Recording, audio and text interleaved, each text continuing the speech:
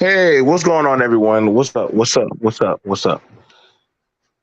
Welcome to BMT Business Mighty Talk. Also, along with that of our one and only co-host, Attorney Nichelle, because we're going to be hitting it from that of the social side as well as the political side. We're going to try to do it in 1 hour, so that means we got to be on our toes with this one. I know Nichelle; she's going to have her talking points. I'm going to have mine. So this is off the cuff. And also tomorrow we're gonna ask the latter conversation. So Michelle, make sure you get your picture. I'm gonna need the picture from you. Are black women too emotional to be trusted with the black community? Is that fair? Okay, Yeah, I that's got you. gonna be fair. I got you. So all right. So we're putting it out there on the line. We're putting it out there on the line. You know me and the show. You got to have a certain mental fortitude to do these conversations. Um, and this is why we do what we do. We definitely had excellent feedback. Shout out to Attorney Michelle for holding it down. Of the last conversation when it came to that of the charges being dropped. Um, so we're here for this one. Michelle, we're I'm asking the here. question. All right, for ladies first, are black men too emotional to be trusted with the black community? Yes, you have to see where we come from. That our political power is controlled by other men. That people keep talking about. Why is it that there is such a prevalence of single motherhood in the black community? Well, what we don't talk about is when the man went out of the black household, he went out into a very harsh world.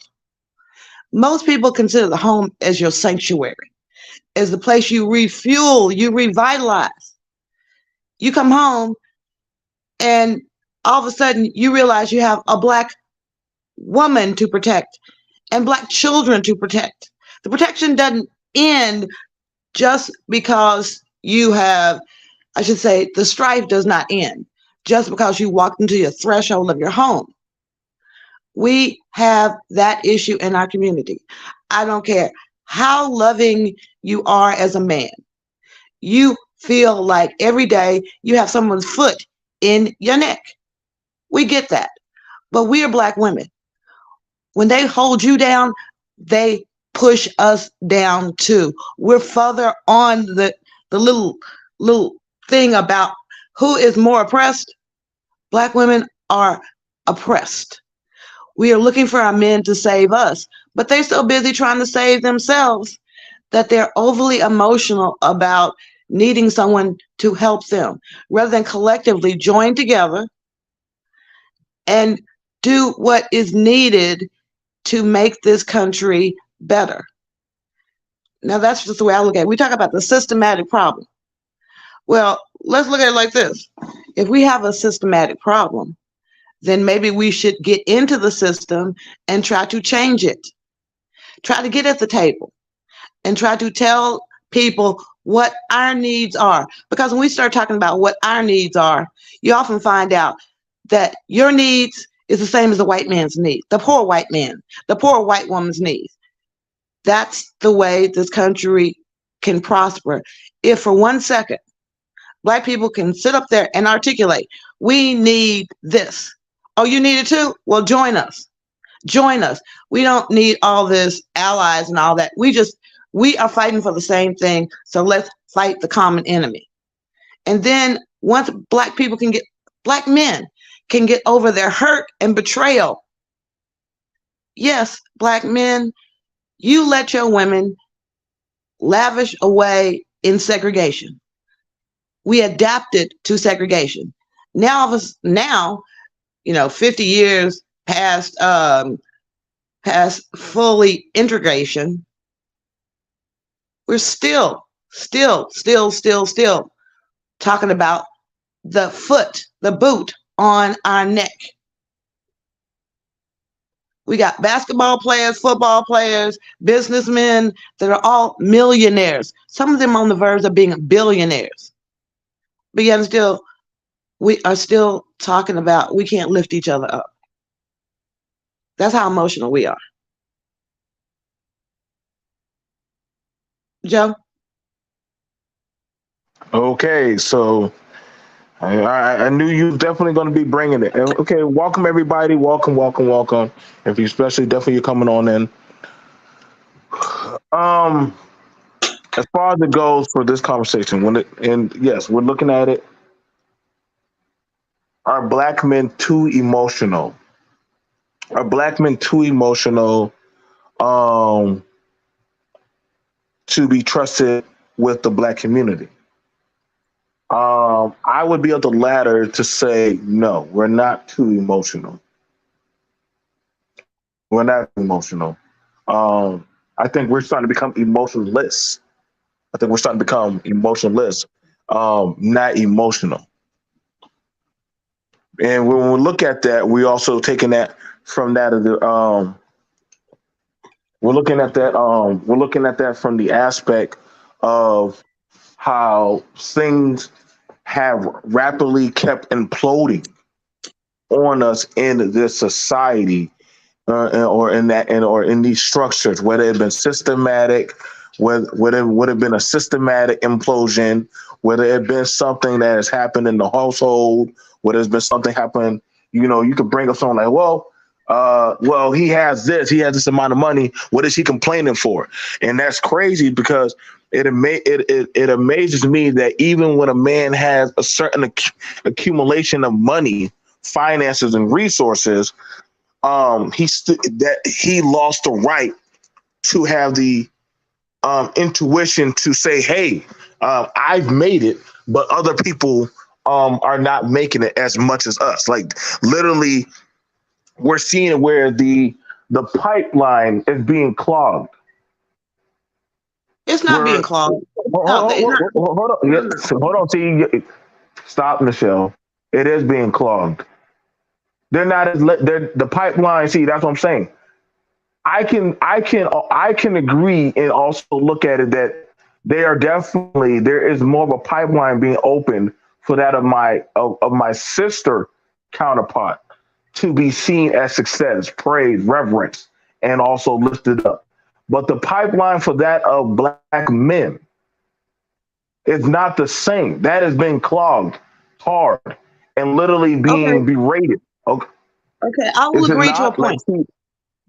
I'll agree to a point, Joe. But what I'm saying is, did you not hear me say? Did you hear me say there are certain aspects of the black woman cannot get into? The black woman is not going to be invited to, participate in football, participate in basketball. That's where a lot How do you mean? That's a lie. They literally were just trying to push that narrative a few years ago of having women in the NFL. There already have been women that have played in the NBA.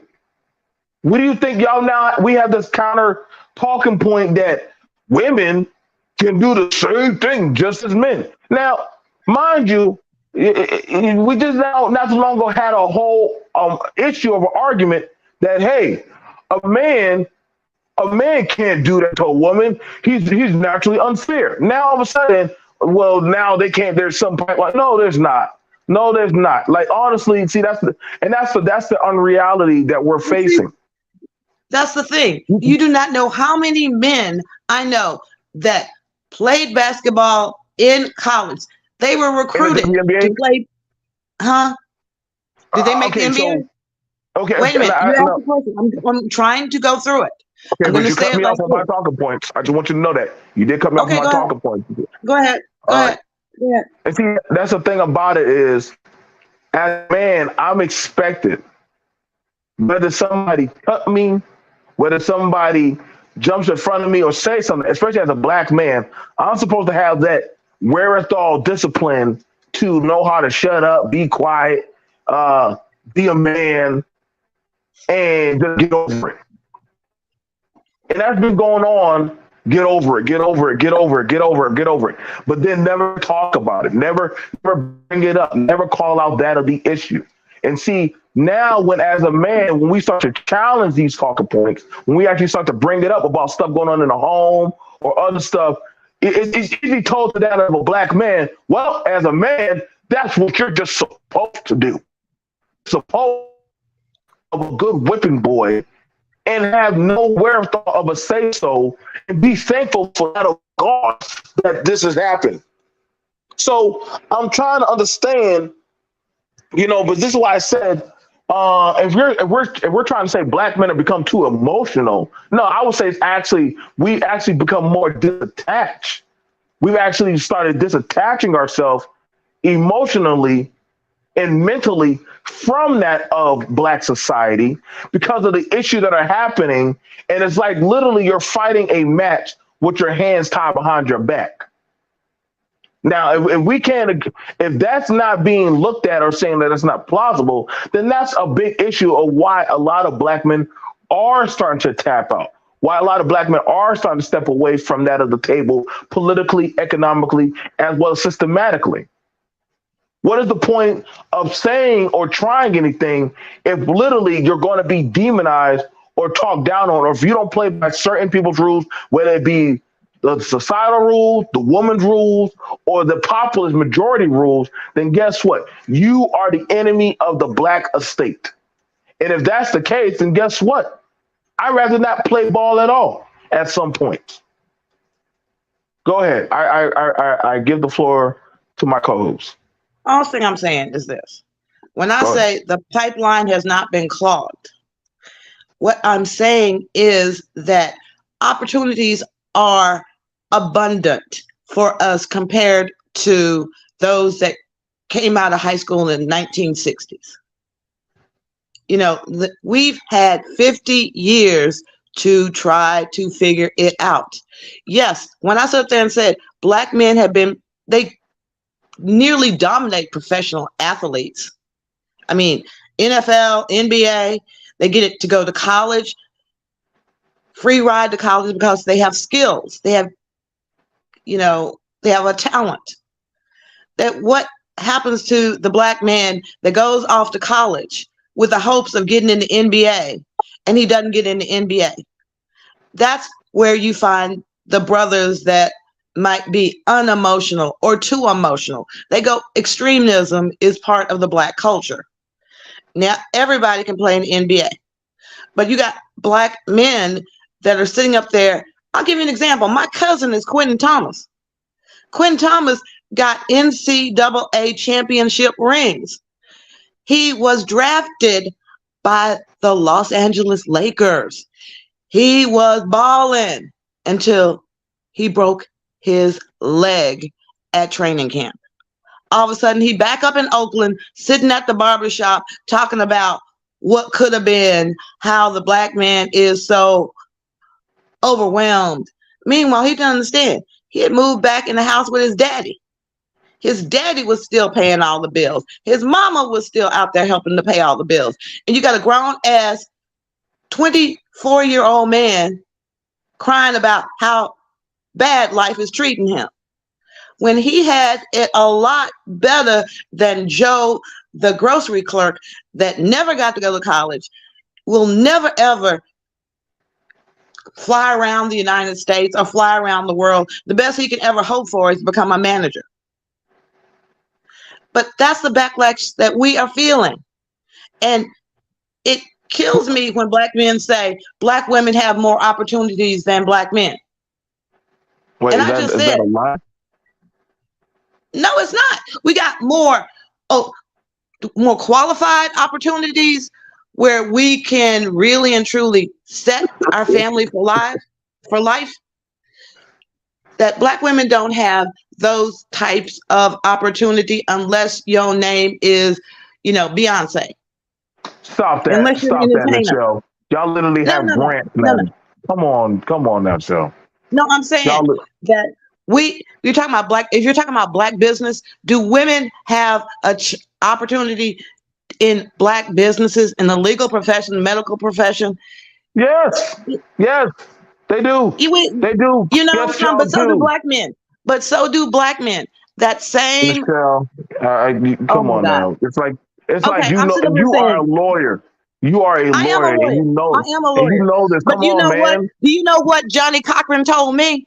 He said, "Look, He said, I worked hard for 12 years and they did not respect me as a lawyer. They knew I could come in there and get representing Black people and get some money, but was I a good lawyer?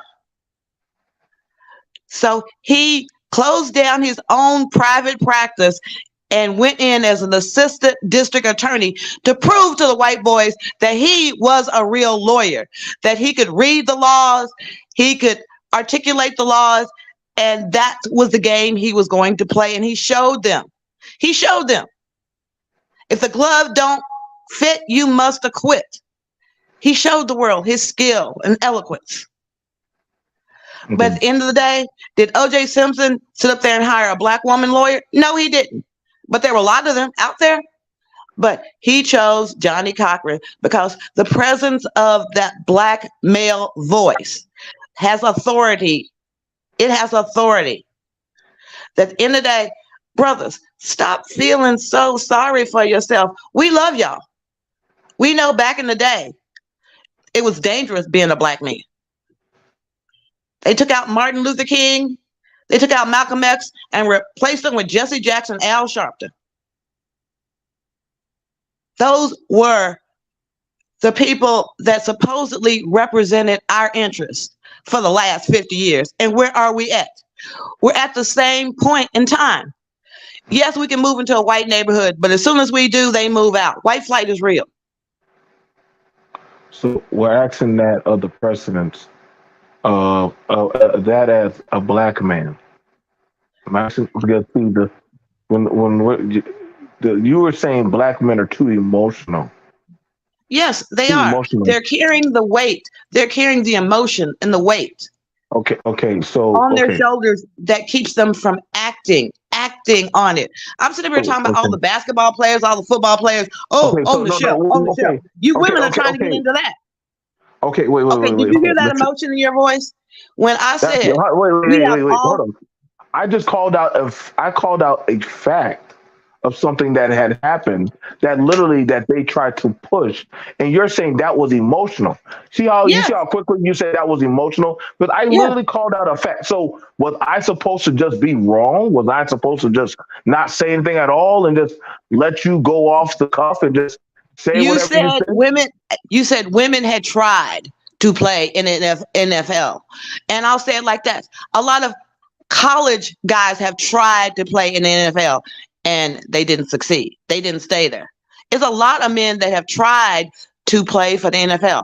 A lot of white boys that have tried and could not succeed against those that are already in there, that are making incredible strides, both economically and emotionally. Let me ask you this question, Michelle. Why do you think it's more so suitable for you to take a jab saying Black men are more so emotional whenever I do a call out, but then it's not really a thing. It's just, you were just talking. Do you not see how that society has already reared and trained that ideology that for me to do a call out, I'm too emotional? Did you just see versus that of what you said? Yes, I said you were emotional because the long and short of it, when I'm saying about the opportunities that Black men have, it is an opportunity, a realistic opportunity for Black men. And you came back with, well, you women are trying to get in there too. It's dude, one more time. How many women do you think could ever play quarterback in the NFL? But there's a realistic opportunity. I didn't say Black women. I said women in general. But there's a great opportunity for a lot of Black men to play football and become millionaires and go on to start businesses and hire other Black people and be job creators. That's all I'm saying. Okay. I'm looking at it. You're looking at it from the negative. You women are taking that opportunity from us. Nobody said it like that, Michelle. Come on, man. You're trying to demonize what I said. I know what I said. Nobody said it like that. Come on, dude. That's what I'm saying. It's so easy. Yes. No, I did not say that. Nobody, I could tell you, like, I think it was just a few years ago, they were trying to get a black woman to be a kicker in the NFL. And a lot of dudes are like, hold on. A lot of dudes were saying, hey, that's dangerous. Because everybody knows, man, before anybody who's ever watched, and I'm pretty sure all the other men who watch football have seen, like, yo, bro, you hit that kicker one good time and that leg is getting snapped. And that's a male kicker. You think a woman kicker is gonna be able to take a 300-pound man coming at her in less than 10 seconds flat, and he chopped that leg? Ladies and gentlemen, I just said they tried. I said they tried and they failed. The reality of the situation is men and women are different.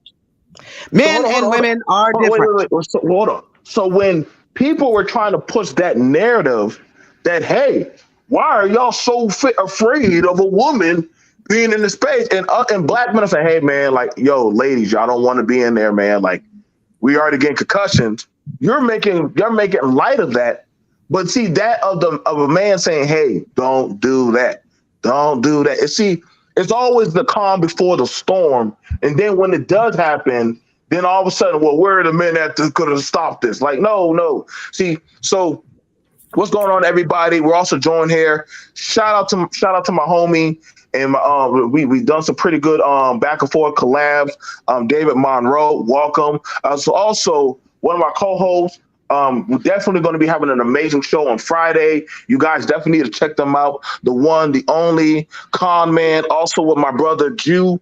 What's going on, bro? Definitely, y'all definitely need to be there on Fridays. They have the show Capping, No Capping. Y'all guys will love it. It's a great show. They talk about politics, anime, comics, but these guys definitely deserve their time in this one. Which one of the brothers would like to take it first?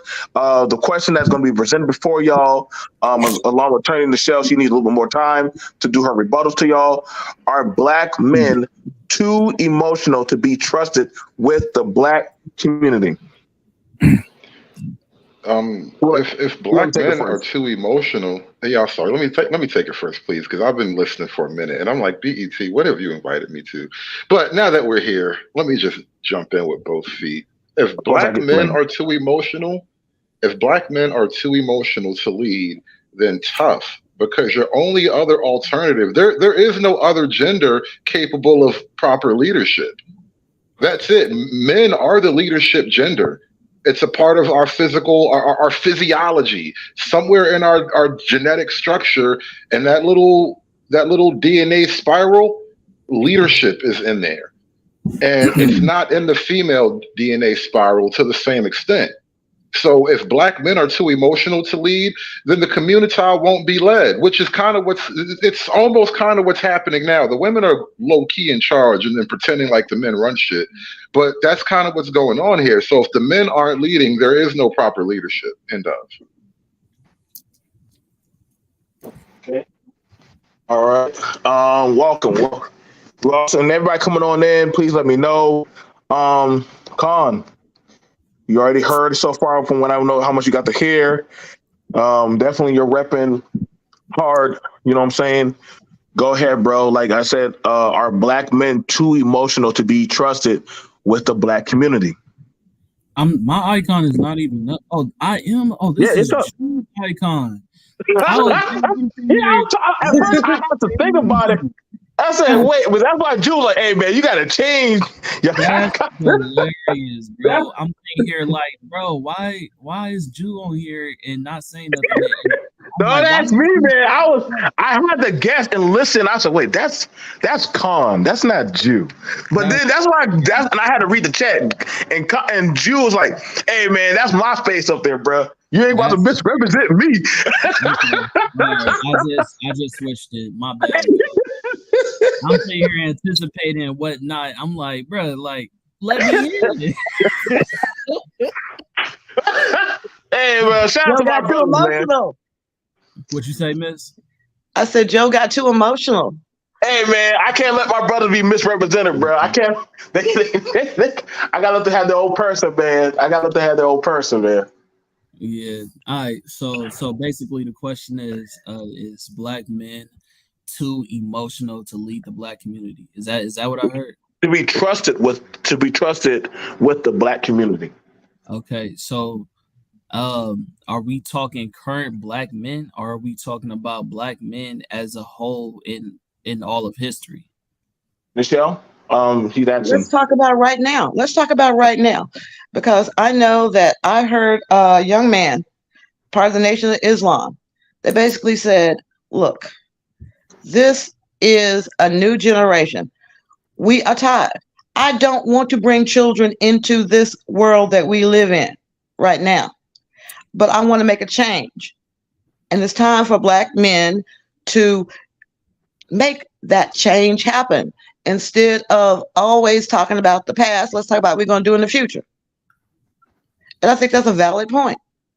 Dr. Umar is like going around saying, you women say we haven't done anything, but we have. We've started businesses. There was Martin Luther King and there was Malcolm X and they killed him. Come on, brother.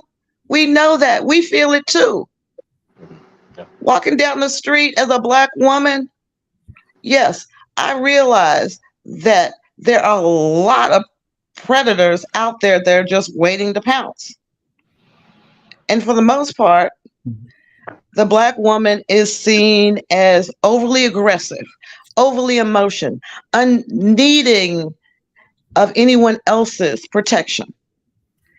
And yes, it's very hard to be led by someone who is overly emotional or distant in seeing what's going on around him. So the reason why I find that interesting. Whoa! Wait, are we gonna let that double speak fly? That is total double speak. You're too emotional, but you're distant at the same time. You see how that works? What man is emotional yet distant? David, let Khan take this. Khan got this. Go ahead, bro. Khan got this. What's your name, Miss? Michelle. Hey, nice Attorney Michelle. Okay. Nice to meet you. So the reason why I find that interesting is because I think that it's the complete opposite. I think that this day and age, young kids have actually been talking about how Black men are not emotional and that we lack emotional intelligence and that we need to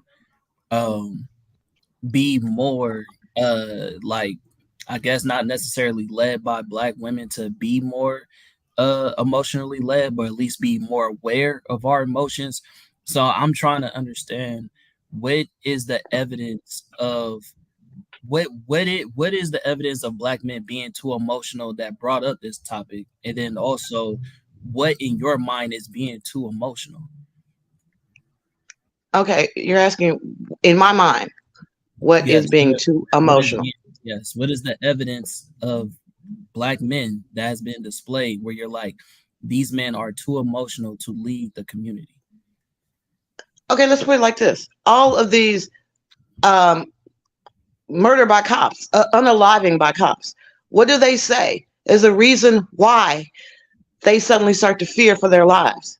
Is because of the overt emotionalism that is shown to them by these men that they're trying to stop and talk to. Those aren't the men you should be looking to for leadership. I don't even know why that's even a part of this question. Like, why? When you think Black leadership, do you think George Floyd? When you think Black leadership, do you think Rodney King?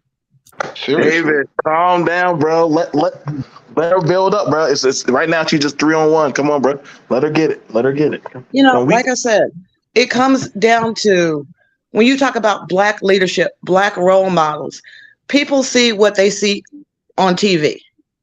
And that is the way that Black men are being portrayed, as overly emotional. It's like, calm down, bro. Calm down, bro. Calm down, bro. Little training videos. This is the way you act when you're around the police. This is the way you act when you're around police.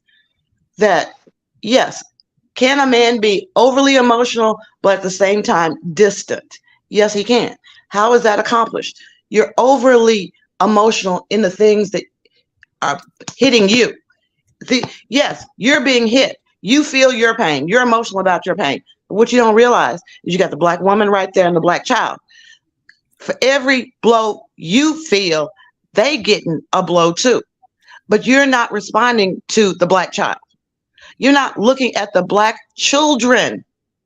If you look at a black child, you're like, oh, well, the problem is the black woman. The problem is in our community, the black woman. Yo, dude, you see these black kids out there? They need guidance. Why don't we focus on what we want to see for the kids? Let's get things in place for our children. Our children.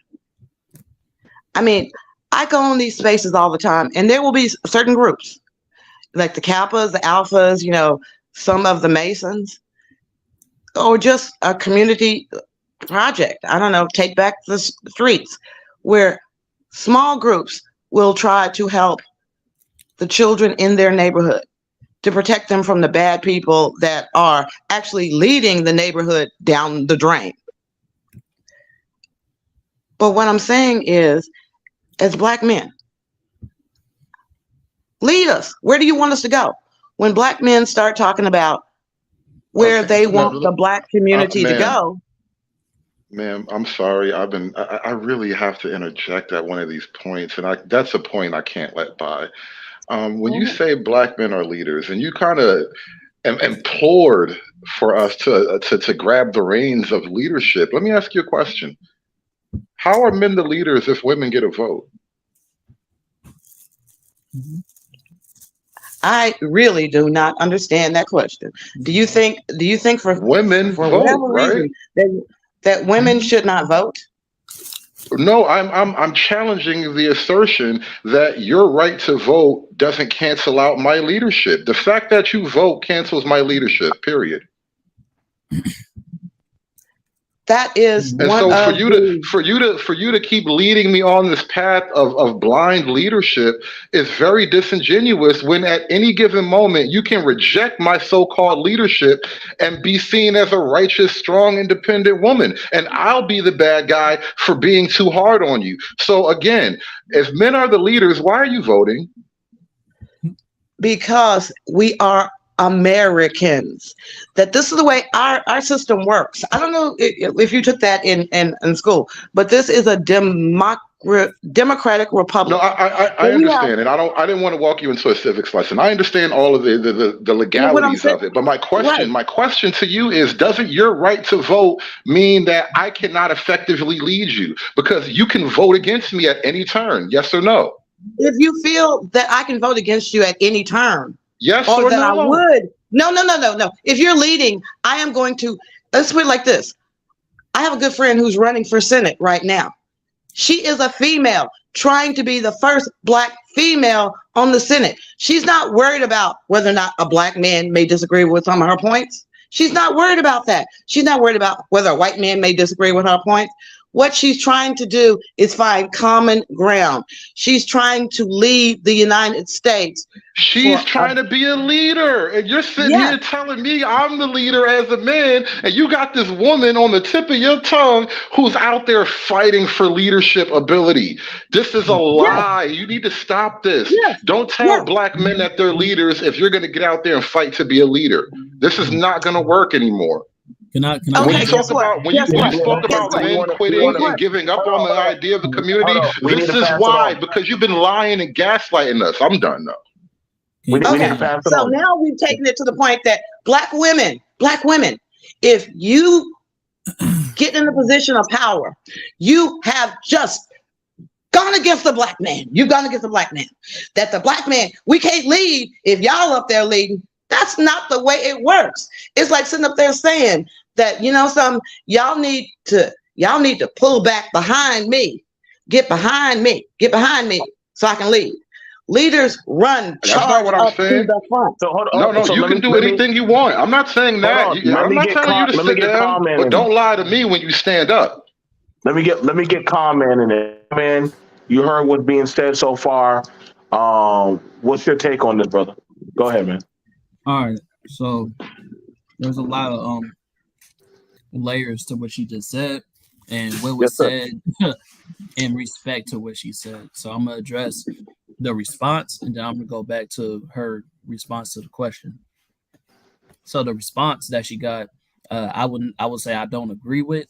I don't agree that because Black women may be in leadership or they go for leadership means that they cannot concede to a Black man's leadership.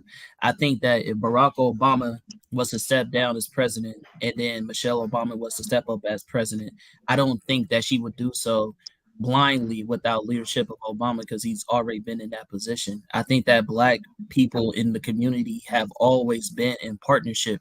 I don't think that the face of leadership means that you're the only person leading. Doesn't mean that you are the only person whose opinion matters. A Black woman vote matters. It doesn't mean that the Black man is less of a leader, because being part of a leader is being able to intake the people that you're leading and what they needs and what are their feelings and things of that nature. So you can't just blindly lead and solely be on your own agenda. So that's one point. The second Amen. point. Go ahead, bro. The second point is that we had this conversation before with BMT when I forget the lady's name, but she had the point to say that Black women are the leading in jobs. Black women are the faces of Black movements. And they said, well, with that being said, we don't have any more Black men that are leading. And that's where I have my grievances, because how would you say that because these are the faces of leadership, that means that Black men are leading? They said about I brought up the example of the Trayvon Martin situation. I said that's a Black lawyer representing that family. I said that when you go to these rallies, when you go to Black Lives Matter and stuff like that, you see Black men as security. You see Black men on the side of these Black women who have the voices to reach the people, and the Black men are making sure they are in partner with that to reach the ultimate goal. So my point is to all of this to say is that just because a Black woman may be at the forefront doesn't mean that Black men are at the back. And that both of our voices matter, because in order to say lead the community, we are the community, Black men and Black women. You feel what I'm saying? So to sit here and say that Black men are too emotional to lead, no, I don't agree with that. I think that women have a different platform to be able to reach certain people in the way that they do it, and Black men have their place to reach people in the way that they do it, and we come together to reach that ultimate goal. Does that make sense? Yes, but what is the ultimate goal? I mean, I'm just going to be honest. Well, I feel like we've marched and marched and marched until we need some new shoes. I mean, I got calluses, I got corns. Every time I turn around, we marching. Are we marching for a seat at the table? When we get to the table, what are we going to discuss? Okay, so here's multiple facet things. One, speaking about Black men being too emotional. Again, I never really got the example of what being too emotional is, but the thing that you brought up as far as like our interactions with the cops, and then we have, I think his name is David, who interjected and talked about the politics and votes matter. I ain't gonna say too much about what my background is, but I'm from Oakland, California. So hood politics and degenerates don't necessarily represent the role of the Black man. There's a whole system that is in place why Black men is represented that way in the media and why people do what they do. I don't think those are the examples of us as a total and how we think and how we act. So I don't think that's a good example of saying that we're too emotional. But as far as what is the ultimate goal, I would say that the ultimate goal is the same thing that you want. You said lead us somewhere. I'm assuming somewhere is somewhere prosperity. I'm assuming somewhere is a place of community that is trusted, that is safe for Black men and Black women. I think that the ultimate goal is for us to be thriving as a community, correct? Like commerce, hospitals, basically a Black Wall Street. You know what I'm saying? Like, are we on the same page on that? Like, is that what you think that the ultimate goal is, or what is your ultimate goal when you think of leading the Black community into a good space? I mean, you do have certain groups. I've said it more than once about Moo Jesus. Moo Jesus was founded by a black man who didn't want to raise his black children in today's world, today's economy. They're fully sustained. They will allow people to send their children there for the summer so they can learn about hard work. But I personally do not believe in segregation. I do not believe that if we open up a hospital, we open up a black hospital, that black hospital should just be for black people. I think that is the wrong direction to move us in. I think that if we open up businesses, they should be for the other, what would it be, 89% of the United States or 87% of the United States, that, or look at the world, look at world economics and see where there's a need for us to grow as world leadership, whether it's, whatever industry it is. Arts and entertainment, we're doing pretty good at exporting our arts and entertainment. But there are other things and other incredibly dynamic people that are moving and shaking, and that they're trying to get into the macroeconomics of things. So I can have a conversation about macroeconomics. With that, should we start exporting? So with the so exporting, right? So you talk about you don't believe in segregation. Now there's a difference between segregation and prioritizing your community.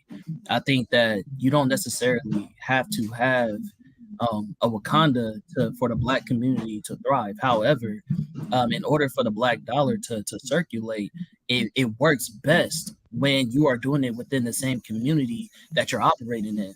It's hard for you to circulate the black dollar if it's ruled by the white hand, if you get what I'm saying. So I get what you're saying, but what I was saying by export, notice what I said, you said circulate the black dollar. Right. We need to infuse. I was at a meeting with Mark Cuban, and Mark Cuban said, why is it that black people always come to me and ask me to invest in their black business that's targeted to black communities? That's 13% of the population. It seems to me that it'd be more logical to try to come up with a product or a service that you were directing towards, like 90% of the population and not just 10%. I disagree. Because if you look at who spends the most in the economy, black people are down there at the top. So regardless of the percentage of black people that are in America, like they're still spending at a high rate. So why not reading that wrong? Why not, make your target audience the people that look like you that you're trying to serve? Let me read this real quick. First of all, shout out to GB for the $5. Saying black men are incapable of leading is like a cadet thinking he has say in who his general is.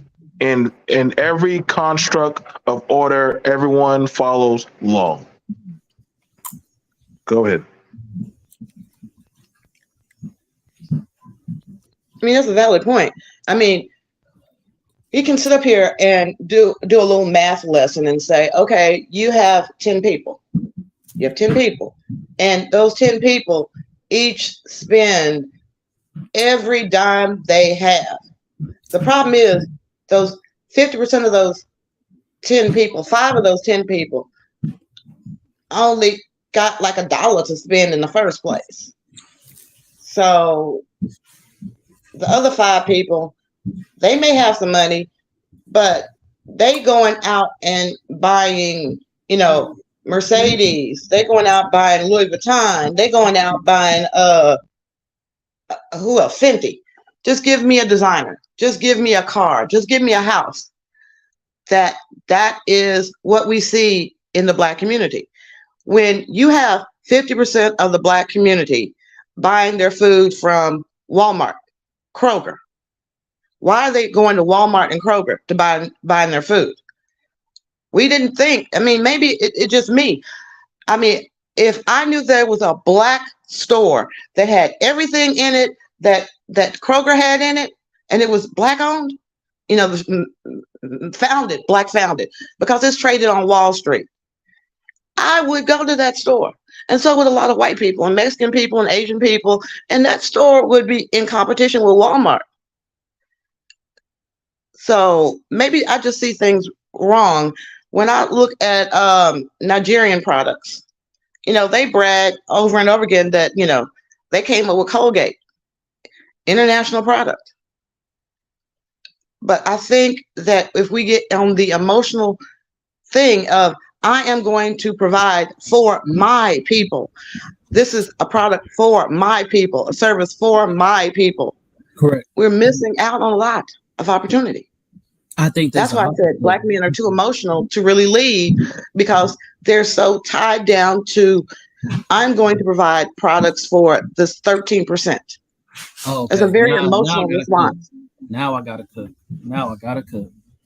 All right, now I you know, that is very, very it's a very interesting perspective for you to say that it is emotional to prioritize your community. You do realize that everybody else does this, right? The Hispanics, the black, I mean the whites, the whatever other culture that you want to, even just Africans, you know, depending on what you want to label as black, as a diaspora.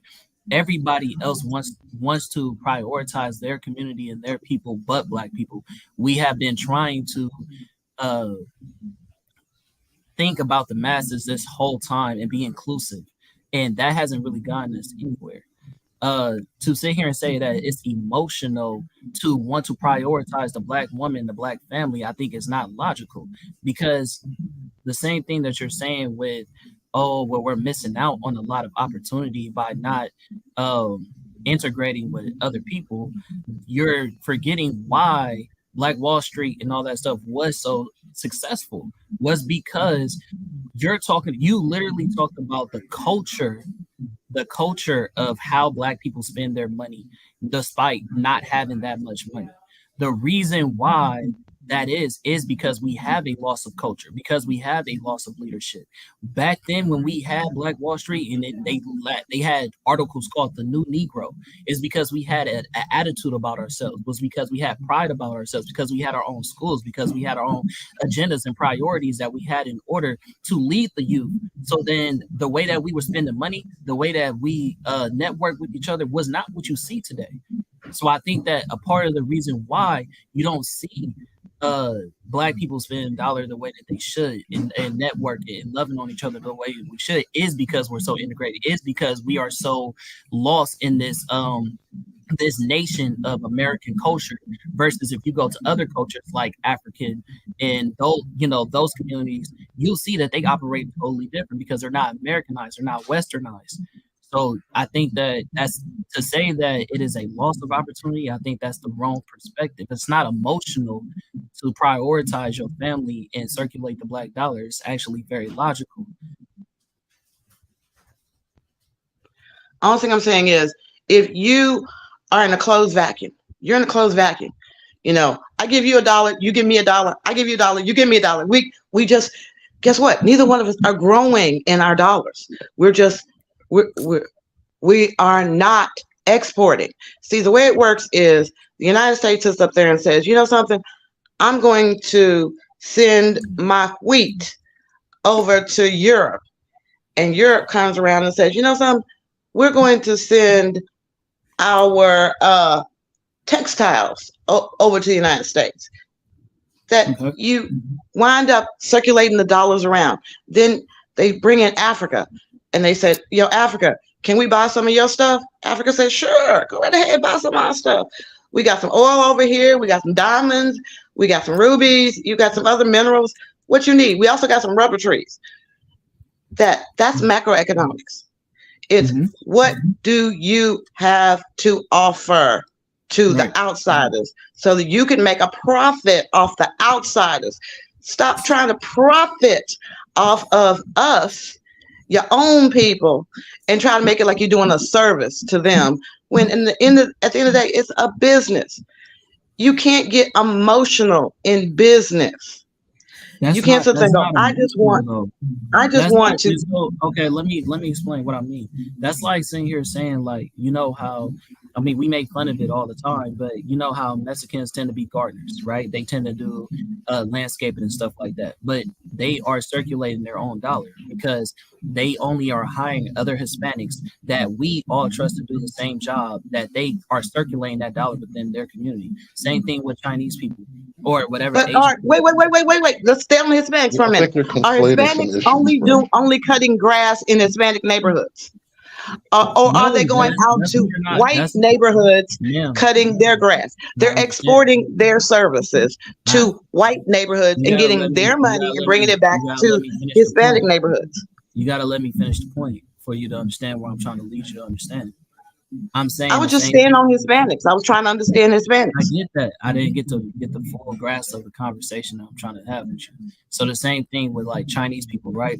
When they have, you know, nail salons and stuff like that, but they're only employing other Chinese people.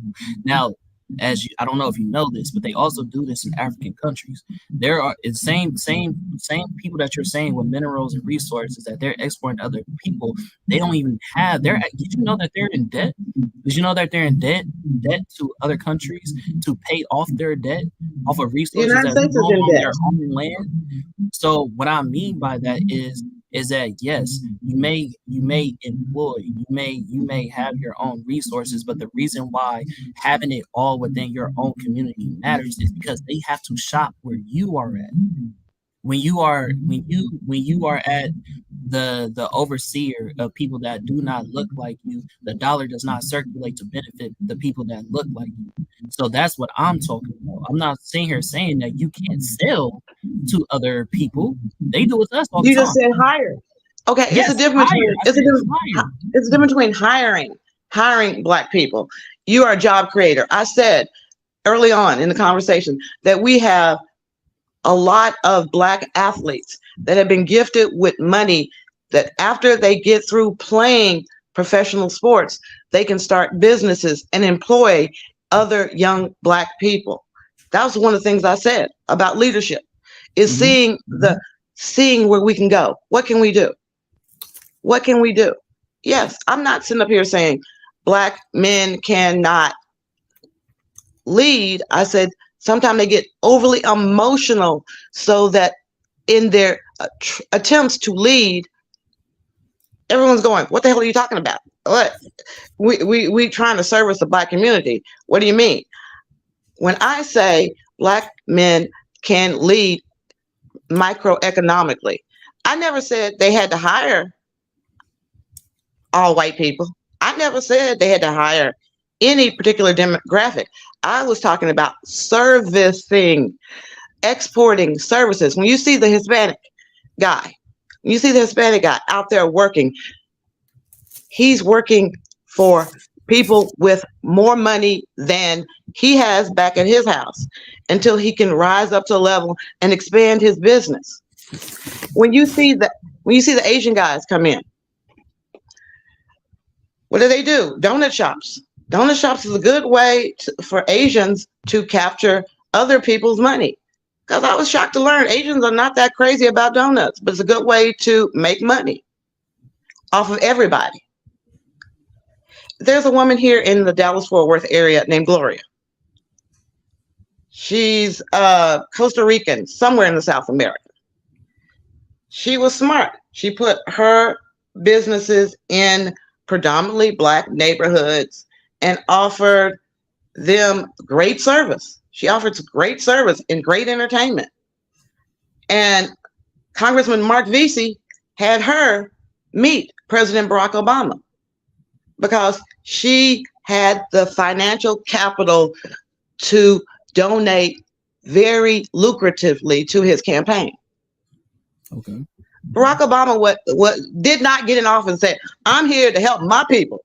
Yo, we going to go on and on. No, Barack Obama didn't do that. Barack Obama said, I'm everybody's president.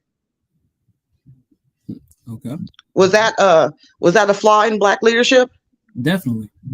100%. And it is, and again, you can't, that literally ties into the point that I made, is that while you're trying to sit here and be inclusive and trying to worry about the agenda of other people, your own people end up lacking in the needs that they want.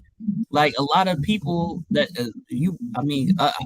mind you, I'm pro Barack Obama, but there are things that the Black community needed or still need to this day that were not prioritized during the administration and after that administration and before that administration, because there, when you are servicing a whole country who have racism built into the system, it doesn't matter what ethnicity color you put in there when it's all operating to benefit only certain cultures, if you understand what I'm trying to say. Like there are plenty of laws and plenty of things that Black communities have asked for of the administration for the presidency to vote in for us that constantly gets overlooked, constantly gets bypassed. And there, I can't, if you can sit here and tell me one specific thing where we just, oh, you felt like we was benefited, where it was like, oh yeah, I'm so glad we had a Black man as president. Then you tell me what that was, so then we can be like, oh, okay, that was great leadership. Because I don't really care about the masses if it doesn't benefit me specifically. And everybody should feel that way, because that's what politics is. Politics is, what can you do for me to give you my vote? And regardless of what you're doing for these other people, I gave you my vote. I still expect for you to show up on my end what you promised my community. I wanted to jump in real quick. And in this show, you got horrible background noise. This is something crazy going on your end when you're not speaking. But the issue with Barack Obama, it highlights the very point I made about women's vote almost canceling out the notion of male leadership, right? Because a lot of Black men, looking back at it, are disaffected. They look at Obama and they're like, nah, I'm not really, I feel like I got gypped out of my vote. I should have got more for my vote. Black women in particular are still in love with the whole Obama thing. Obama's their guy. Because technically, if you were, a gay or a woman, the Democrats pretty much got your back. And so when it comes to being a Black gay or a Black woman, that was your glory day under Obama. But if you were just a regular Black man, nothing changed for you. And so that is the lie of Black men actually leading their community. It's like, no, because the women get a say so, we'll move in a certain direction based on the woman's right to say so.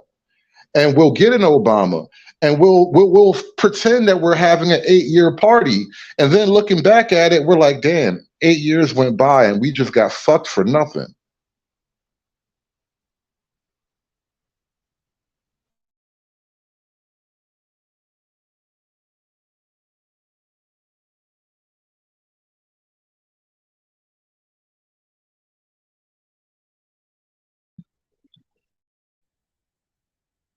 Making sure there's not the audio on my side. Can everybody hear each other? Yeah, check. Okay, there we go. All right, so let me weigh in on my side. I'll be back. Y'all go. Okay, I got you. All right, so this is why, for me, why I opened up and said, rather than be emotional, a lot more so, you're getting it where a lot of more so men, especially for the Black men, are more so emotionally checking out. They're not becoming emotional, they're becoming emotionless. They actually don't care. They're not actually perceiving that of a reality for that of relationship, family, economic growth, strategy. When you're getting let down time and time again, at some point after a while, you just stop saying the hell with it. Why am I participating with that of a society or a group or a members that do not respect or have no type of responsibility of accountability for me? And so when that of a man starts saying that and starts feeling that depreciation. And granted, it blows my mind the ongoing story of being told, well, you know what, that's what you should do, or you should be glad, or you should be thankful for, or you know what, he wasn't for you. And that's crazy, because other groups, when they vote for DeSantis or whatever that Asian senator in Cali is, those other men don't mind challenging, hey, buddy, we put you here for a reason, for our benefit, so that way we can get the 9 to 5. And see, that's why I don't bang on trying to ask about those celebrities or those. No, I'm talking about the 9 to 5, the guy who punches the clock, the guy who has to clock in, the guy who drives in traffic and sits there, the guy who has to sit at family court. I'm talking about those 9 to 5 boots on ground black men that have been disfranchised for years, not just for 5 years, 10 years. We're talking about generational years of being disfranchised. And so now when you're starting to see these outlier ripple waves of effects from men just saying, hey, why do I care? What do I give a shit for? Why am I doing this? Why am I trying to start a family? Why am I caring about this woman or these kids and stuff like that? And they'll constantly be saying, well, that's your job. Aren't you the man? Wait, when am I a man at the relevance of when y'all want me to be a man, or am I a man at all times? And if I'm a man at all times, then when do I get my flowers, or so-called say, you know, when do I get this type of respect? And see, it's taken as a rant or taken as you're just too emotional. No, I'm not too emotional. These are pent up feelings of thousands of men being expressed sometimes through one man or through a group of men. And when they say something about it, it's a problem. Nobody questions it when a woman does slut walk and she says, hey, my body, my choice. But then if a man says, hey, am I only good for $1? Am I only good for a boat? Am I only good for a body bag? Mentioning, see, that's where now we're starting to have the convoluted issue where it's like, does it pay to be the good guy or the good brother or the stand-up brother or the brother that actually stands in the line to actually say, hey, yeah, I'll do what's right, what's supposed to be right, because doing the right thing, we seen what happened to old man David. Old man David did X, Y, and Z. And guess what? Well, isn't he a man of the community? But nobody actually looked after him. Nobody actually gave him his flower. Nobody made sure he was good. And that's crazy that we see this type of ripple of pushback on the men when they have the issue. Like, I got to be for real, man. I see no other group of men get more disrespected, especially in the Americas, than the black man. I kid you not. It is like, honestly, it's like an Olympic. It's like an Olympic triathlon of demonization. And at this point, this is why men are emotionally just unhinged and tapping out. People say we're too emotional. No, it's just at this point, like, why do I give a fuck? Why do I care? I'm not gonna lie. I think if y'all think that me, BMT, I don't have my days as a family man where I hear all these comments and stuff, and I'm like, at this point, it's hard for me to tell another man this is why you should take the honorable route. Because at some point, I'm understanding nobody gives a shit. It's just pressed upon you. But versus, I'm seeing other people do the same exact shit for less and get got. Oh my God, you're so strong. You're this, you're that. Man, I wish we were like you. And I'm like, well, damn. Well, what the fuck? Well, okay, so I got to stand and get my ass kicked in life and be the George Jefferson of society. But it imagines me somebody can get all the handout in the world and get all the pushes. I get more so stuff chained onto my, well, you got hit by the courts. Guess what? Suck it up and drive on. That's what a man's supposed to do. Suck it up and drive on. Learn how to control your emotions. Suck it up and drive. Like, yo, bro, I'm not gonna lie. I've been told that for majority of my life since I came out the womb. And so now you're having it where I'm in my mid 30s. I know David has some years on him. Khan has his years on him. And you know what I'm saying? It's like, it's almost hard to tell black men, be good black men. Because honestly, the catch-22 of being a good black man. There's almost no damn good reward to being that good black man. It's almost like the bad guys are the good guys, and the good guys are, guess what? You're the starter tier. And so when you say this, you know what I'm saying? And let me get this out. Like when you say that, but I sat back and listened for a while. I'm not, no, that is a very small percentage of black men that become celebrities, NFL players. Do you know the rarity for that for black men to make it to that level? That's literally less than 5%. Why do y'all keep using them as the benchmark? You got a better chance telling me about the trash man, the nigga that works at Walmart, the dude that works at Amazon. At least I can understand him. But y'all use the millionaires. Ain't that many black male millionaires? What the fuck? They're the same rotation. They didn't know leadership. They know the minute they say the wrong thing or the minute that they step out of line, boop, get kicked right back to the guy. I mean, we just watched a black billionaire try to fight for his kids and get shut down in 1 week. So what the fuck? Like, I'm like, hey, bro.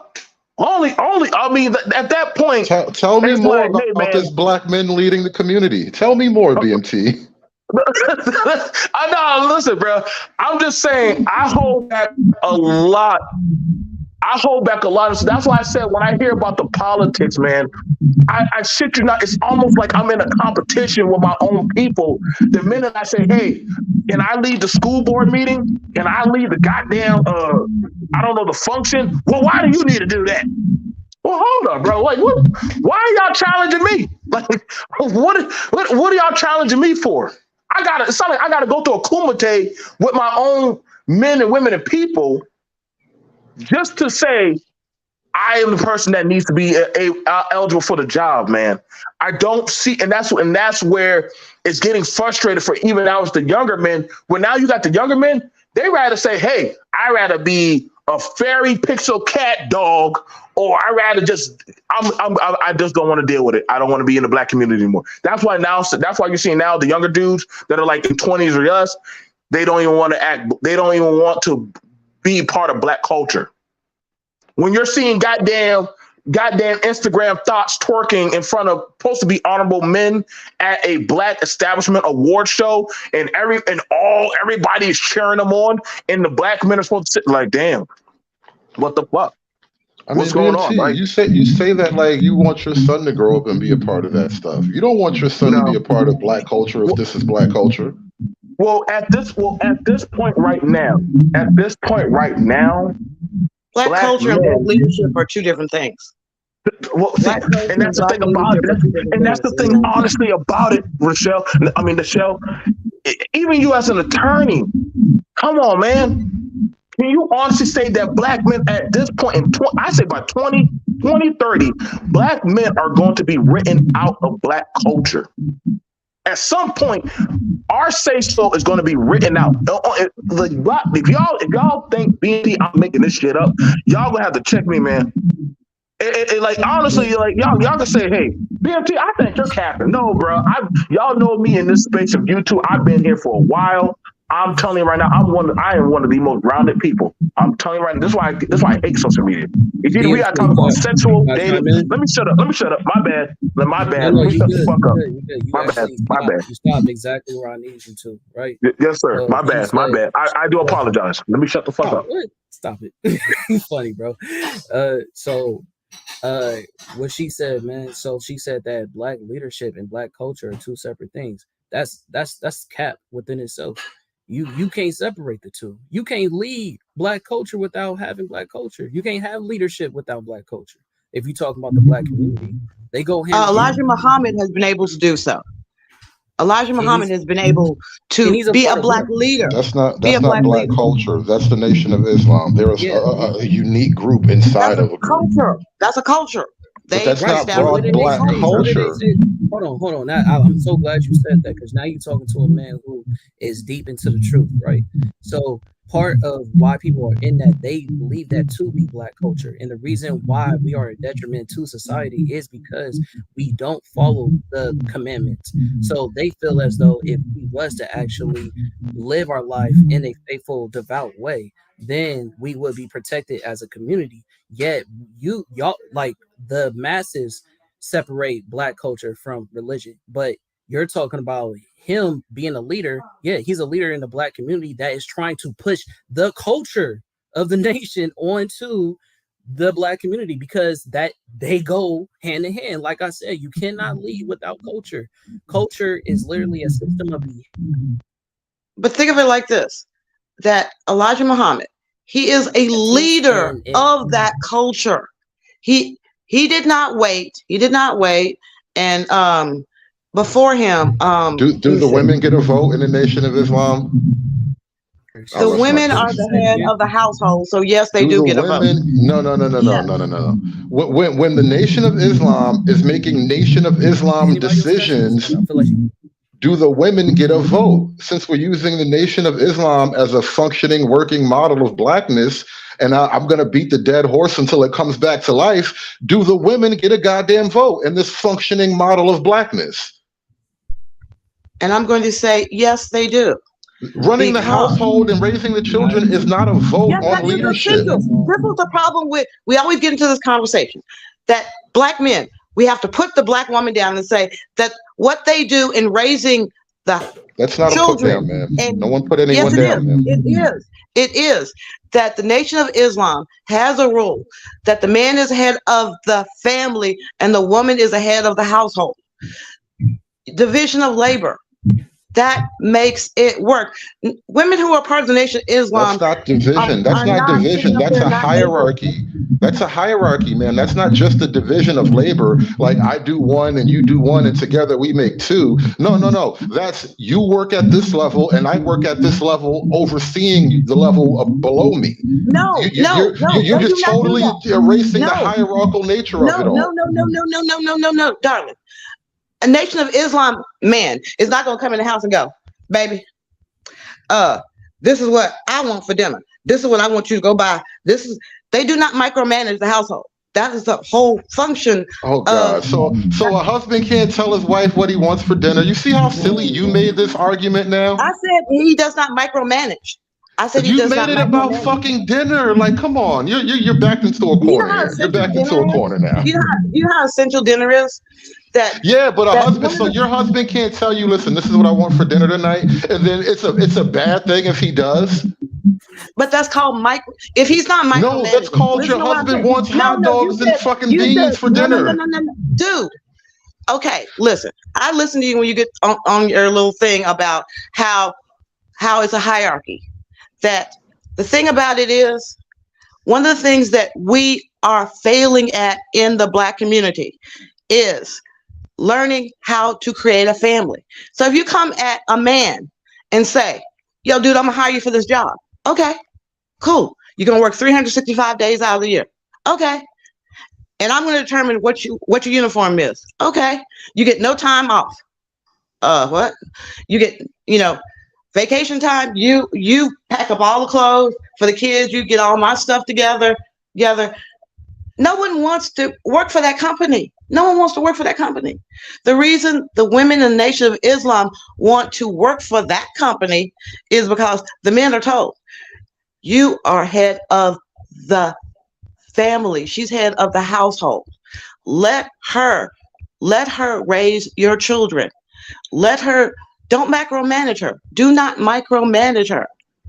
I go to one of the most, I swear, Dwight McKissick, if you're out there listening. I think we're getting caught up on this word micromanage. Dwight McKissick is a Baptist preacher. He is one of the most chauvinist men in one respect. But do you know him and his wife run the school and the church? Do you understand? He respects his wife. He respects what wisdom she brings to the table. He's not going to sit up there and denigrate his wife. or denigrate any other man's wife. Ma'am, I am not gonna let you slander the name of men and masculinity like this. So think about this for a second. When I just You did that your own self. I didn't do it. You did it yourself. You slandered listen, yourself. let me make the point, because the entire position you're coming from is highly disrespectful to the male position, and I don't even think you see it. So I want to explain it to you, right? The very idea of a man being some type of authority figure over his wife, in your mind, you immediately go to abuse. That's what No, I you didn't. I think. didn't say. I said micromanaging. I said Yeah, micromanaging. negative. That you What do else? not What else you got? micromanage people. Yeah. So in If your you mind, We got you're ladies and already. gentlemen, we got to also pass the mic. We got another woman on here. We also have another woman on here. So we got to make sure we pass the mic. I know y'all two are engaged. Trust me, tomorrow we will be doing the conversation. Are Black women too emotional? That will be tomorrow. We'll be pressing the women on their stability. But we got to get it over to the. We have another woman just joined the panel from Mahogany Roots, and MJ. Mahogany. The question Yes. that asks: Are Black men too emotional to be trusted with the Black community? I actually came up here to give you a message really quickly, if you don't mind. Do you mind if I just pass the little message along? Wait, is this got to do with the show? Well, it's kind of, sort of. That's what I was putting in the chat room. That's what I was talking about in the chat room. If you heard about what just happened like an hour ago in Louisiana. No. I didn't hear what happened in Louisiana. So, because this conversation, I'm going to be honest, so about less than 2 hours ago, a Black woman is pretty much going viral, and I'm hoping that the men of the space will actually deal with this issue. But a Black woman in Louisiana was drugged in front of hundreds of people across a lawn, butt naked. First, she was beat unconscious, and she was dragged butt naked for the whole world to see. I'm almost certain that we will be hearing about this. We're talking about giving Black men respect. I respect Black men, but I would respect them a whole lot more. Like I'm looking forward to seeing the men in the space that actually talk about this issue. Because we in the space that we try to be balanced, we talk about issues with men and women. I want to see how many of these brothers in this space actually deal with this, because this is the most horrific thing that I've seen. And I keep my ears and my eyes to the ground as far as the news. And this story right here is one of the worst that I've seen this year so far. Mahogany, drugged by who? What's the nature of this attack? Was it a bunch of boys, a bunch of girls, a white guy? I'm here to relay a message to BMT. Oh, I'm sorry. Are we on bad terms? Okay. I had no idea. Yeah, I'm here to talk to BMT. Thank you. So I just wanted you to know you might want to check it out.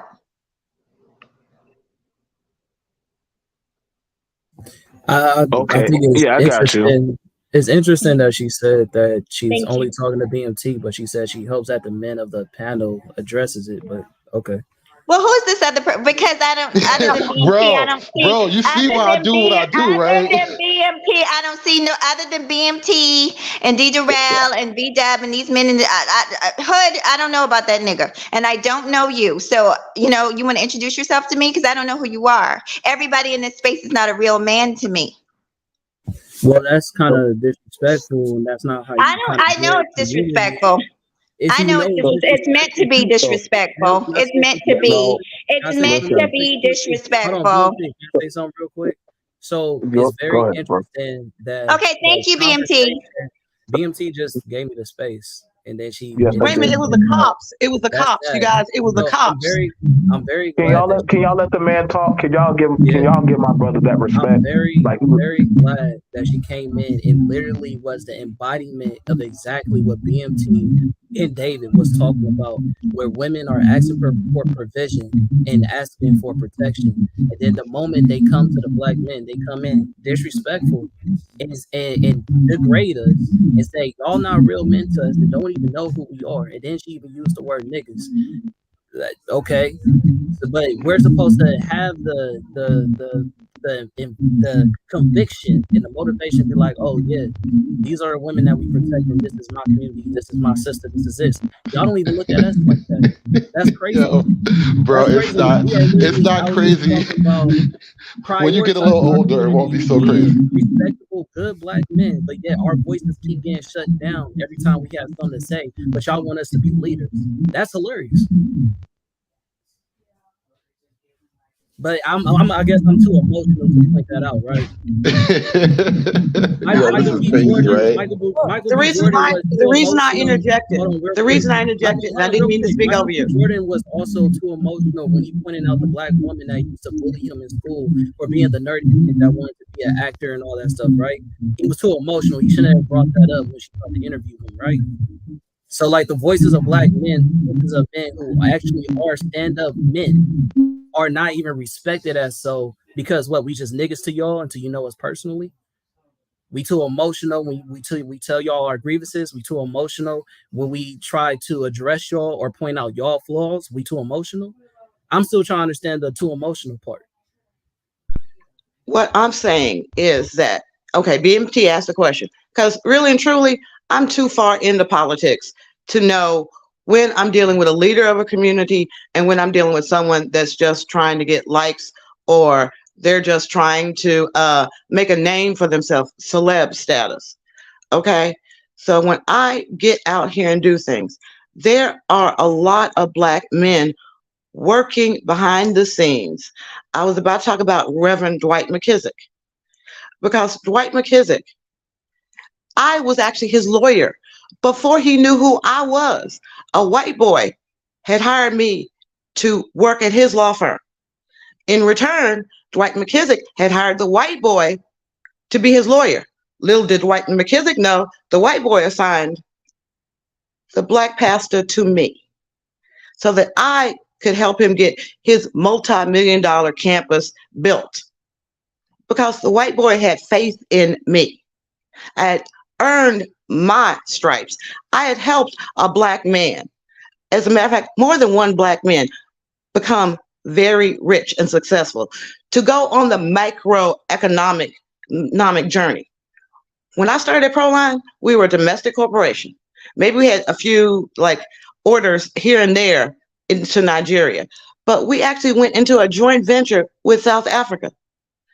And what we had to learn in dealing with Saudi Arabia, in dealing with the United Kingdom, we had to respect other people's cultures, their mores, and understand that, you know, I didn't go to Saudi Arabia. Why? Because the men needed to talk to other men. But the overall thing was leadership. The reason I was comfortable representing Dwight McKissick is because he was a leader in the community. And I wanted to do a damn good job for Dwight McKissick because he was a leader in my community. He did not sit up there and wait for the white man or the black man or anyone to push him up to leadership. He just walked his walk and said, those who want to follow me, follow me. You want to go this route? I'm going to open the door for you. Okay, so real quick, I have a question. I hear that, but you've been missing my question every time I speak. The moment that lady came in and I addressed that, why was there no response to my question? When the lady came in, I muted up. The only thing I was doing was looking for, it's the cops that knocked out and dragged a black woman. That's the only point I was trying to make. Oh God, yeah, this is what we doing here now, man. Oh, come on, man. This is what we doing.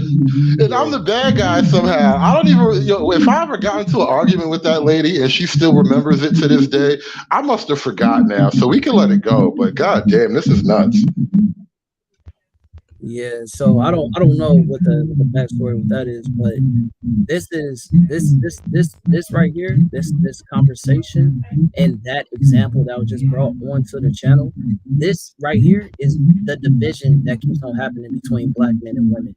Because while we've been in this conversation, you brought up, when I asked you what is men being too emotional, and you brought up some of the and I said, and I pointed to an example. I said, not being able to see the forest for the trees. Ma'am, I'm talking.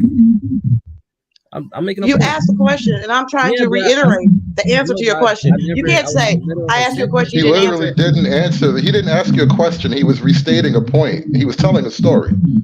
He said, I asked you a question. I asked you a question. You haven't answered my question. I still don't understand how black men can be too emotional. And reiterated what I said. Maybe you don't understand it. Maybe I need to rephrase it. Again, I asked you for an example, and again, like I said earlier in the conversation, we cut me off, and I said you have to listen to the whole point before you interject, so you can understand where I'm trying to lead you, understand what my question is.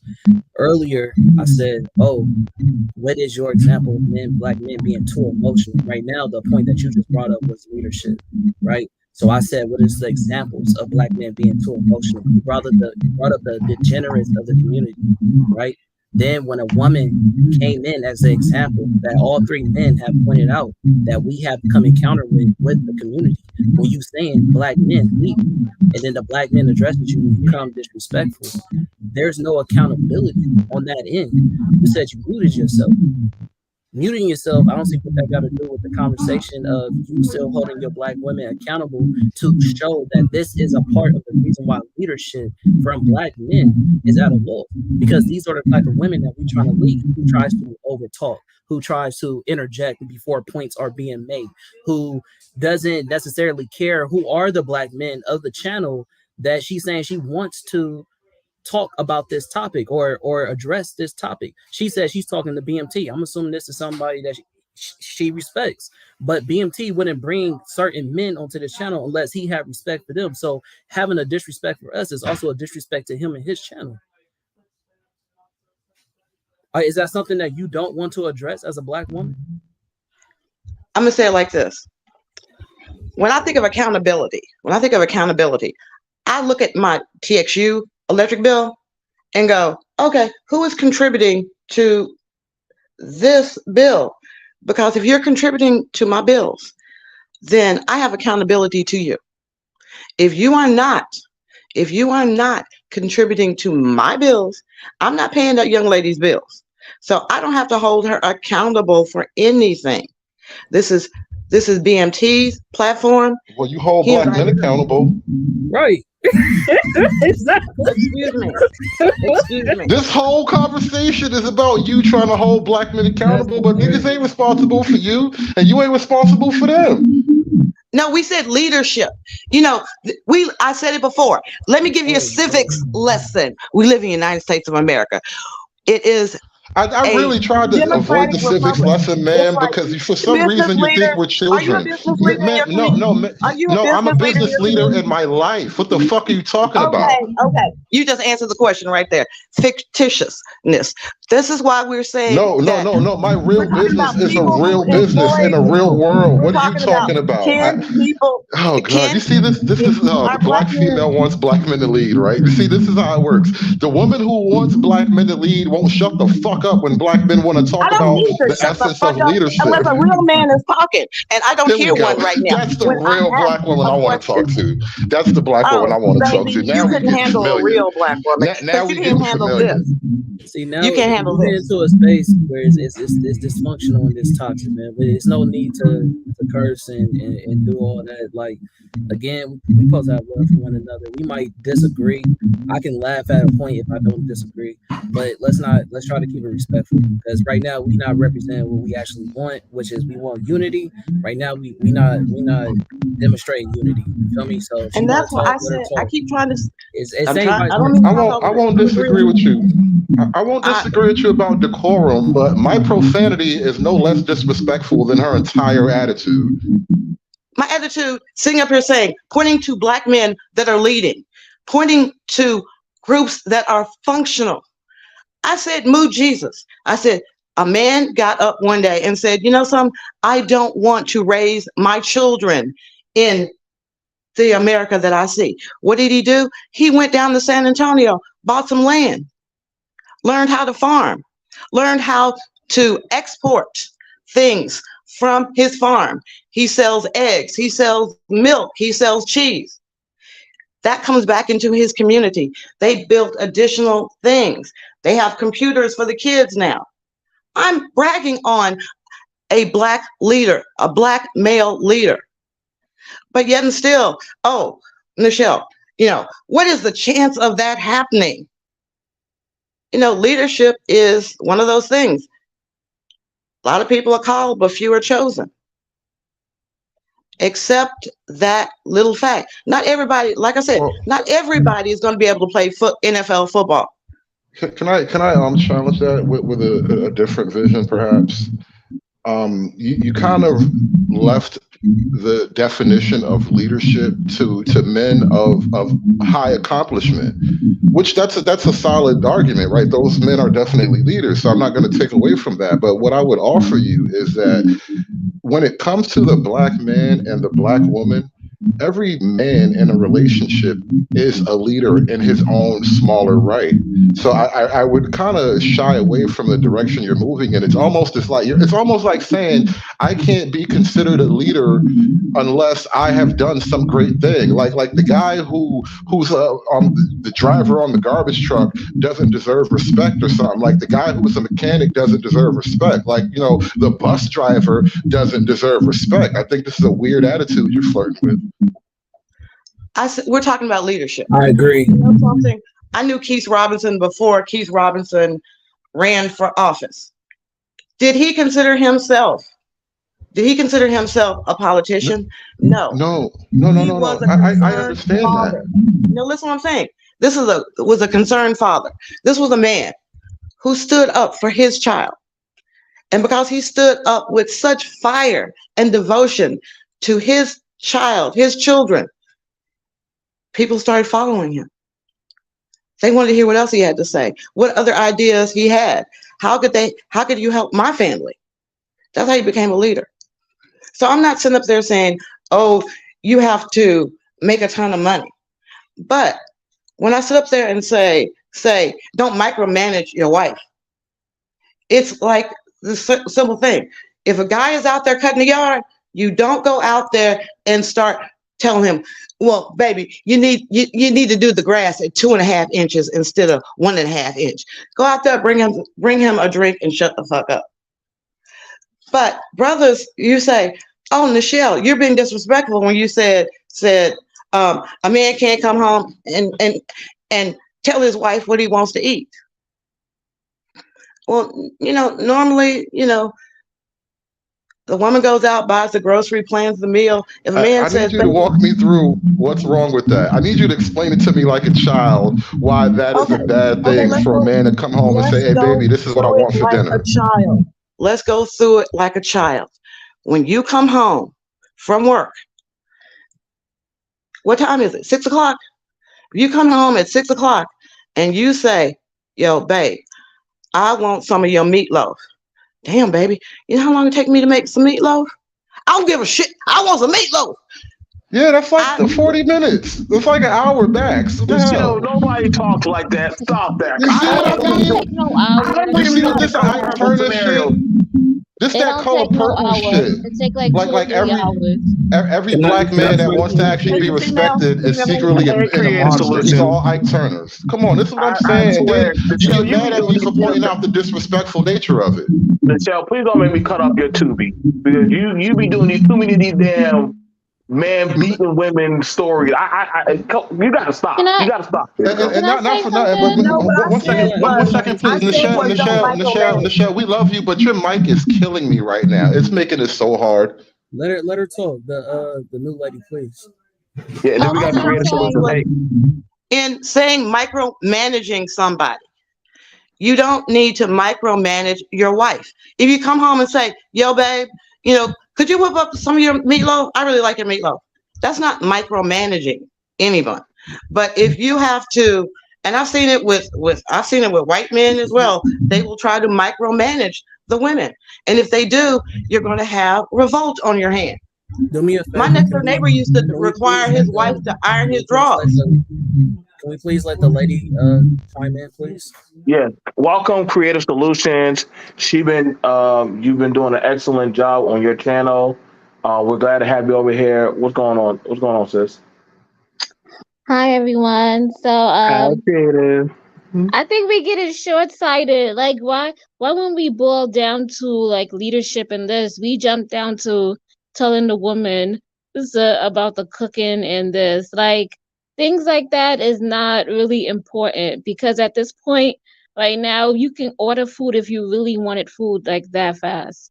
You know what I mean? I think we gotta look at bigger things that are more important, such as raising our kids, having a healthy foundation, aspiring for other things than just going for I'm the man, I'm the leader, this, that, and the third. And to be honest, it takes more than just being a man to say that you're a leader. Like, you need to be a leader in your own life. What you did in your life, that's your track record. I don't know about you, but I'm not going to trust somebody with my life who doesn't have a good track record. And I'm pretty sure if we ask you that same question, you would say the same thing too. Okay. Okay. All right. I can respond, or if anybody else Yeah, wants to go respond. ahead, bro. Go ahead. Well, Go ahead. All right. One question: do women actually want the leaders? But you got it, bro. You got it. Go ahead, Con. All right. So the way that did she just dip out? That was just a question. It's like I think she probably just asked a question. She come back. Go ahead. Oh, okay, that's Go ahead, you interesting. got It's it. kind of like a radio station. Don't do me like that. That's kind of cool. I ain't gonna lie. But anyways, though, the reason why I find that statement, it wasn't even a question, but the reason why I find that statement interesting is because, again, I'll double down and say that example that we just had come on to the channel. If a black woman is coming to a black man, right? Because at the end of the day, we're going to be the first form of protection towards black women because we're the closest thing to y'all. When y'all come on to the channel, you say, hey, this is a problem. This happened. Can you guys address it? And then the moment that black men start opening their mouths, you shut them down and say, you don't know them. They just a bunch of niggas. You don't know their resume. But we're on a platform where obviously the people who are brought to this channel have the resume or the credentials to have this conversation, because if you have a respect for the man who has these conversations in his resume, you should respect his leadership and go, oh, BMT wouldn't bring other people on this channel that wouldn't know what the fuck they talking about or wouldn't be men of valor in the community. But again, this is a conversation when you're saying that, oh, I don't respect your resume. Okay, well, you have to that's a discernment within yourself that you got to fix, because as long as you trust the man of leadership and the men that he has appointed to be men of leadership, that's all you need to know. You don't sit here and go to a church and go, oh, I respect Pastor woo woo woo, but that bishop, I don't know nothing about him. No, you're gonna respect him the same way because that's the man that the pastor appointed to be a man of leadership. You don't need to know the background of every black man to say he's a man of leadership. You can give him that chance to show you the kind of man he is, and yet if he does not measure up, then fine. But treating us all like niggas just off face value? What kind of community are you building? I understand the way you feel about that, but I don't know how long you've been in this space or have you been observing. But no offense, BMT. But BMT have had some sketchy people come up on the panel and go in on women. So I just gotta say that. But see, here's the thing about is going in on women a crime? Like that in and of itself means you should burn in hell. Let me say something. Let me expand on that. If somebody would come up here and had a bad incident with a woman, does that give him a right to go off on another random woman that he knows nothing about? It doesn't give it right. But I was just hold on. But that right there, that statement right there, no offense, but I've had men on here that have said things about women, and I've had women say things about men. Now, granted, the men here, to be fair, said nothing disrespectful. They were very respectful. They actually were listening. Nobody on here today. Not on here today. Okay, but you can only judge, and this is the thing about it when it comes to black people, they don't like being perceived or judged by other nigga activity but then they will judge their own people with a micro lens very harshly. Now, I can't judge you as a black woman for I ratchet agree. behavior. I I can't agree. do that. That's not fair. I That's mean, if not I fair. displayed it, then yeah, I can see. But if I Oh, didn't, then right. That's If like me you, blaming Michelle for girls twerking. but right, but if you did something, but you women have not done anything. If your women haven't done anything, I can't treat you like no ratchet or no. If you haven't done nothing wrong to me, I literally gave homage and praise to the brothers that came on the panel because I have done credential work with them. You know, they haven't never slighted me. They never wronged me. If anything, we actually on Friday have a conversation coming up about black men and black women protection.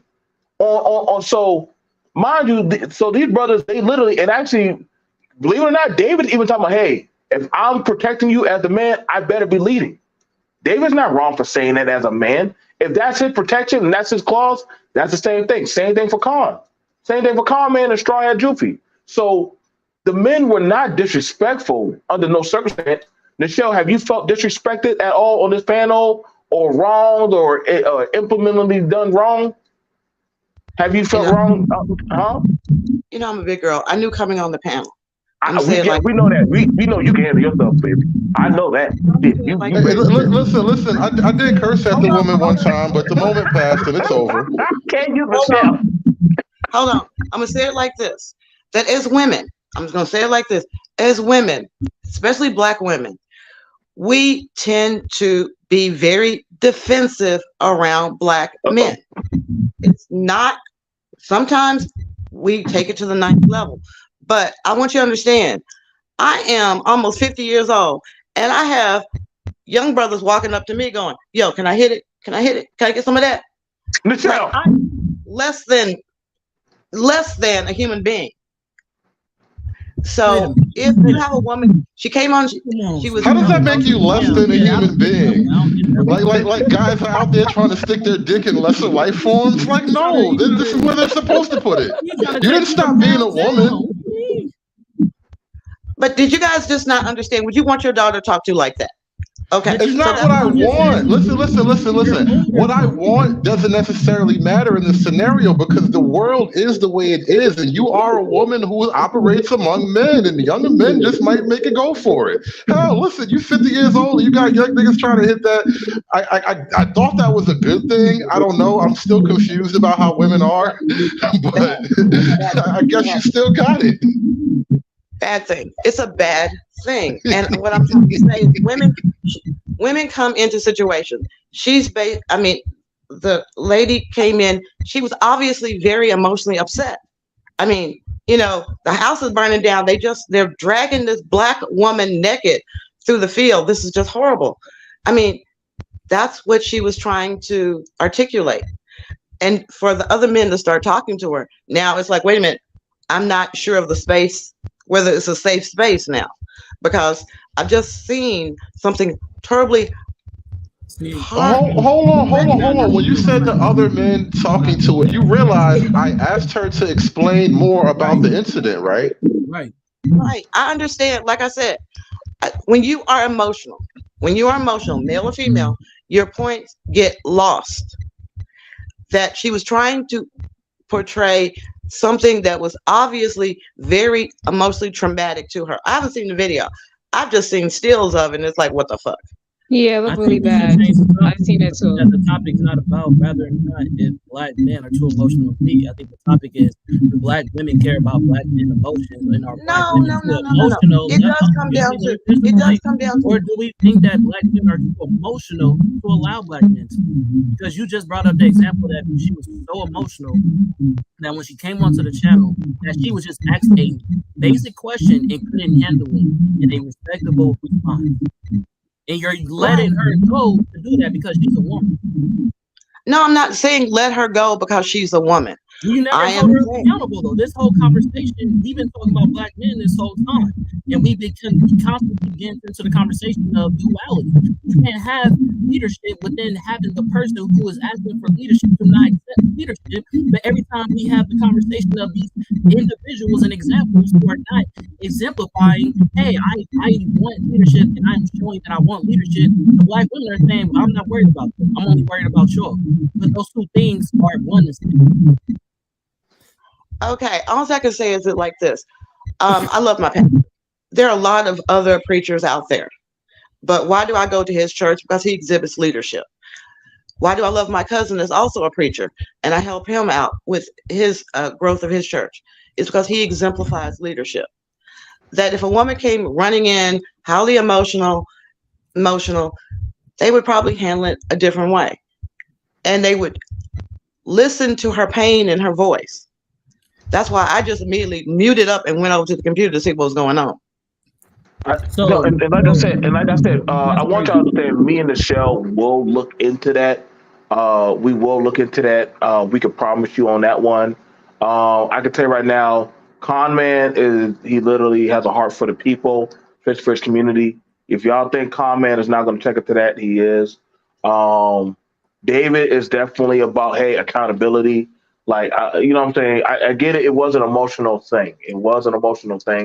Hold on, I can't let that go. I don't want to be attached to that same thing. You guys go hunt it down if you want. I don't necessarily care.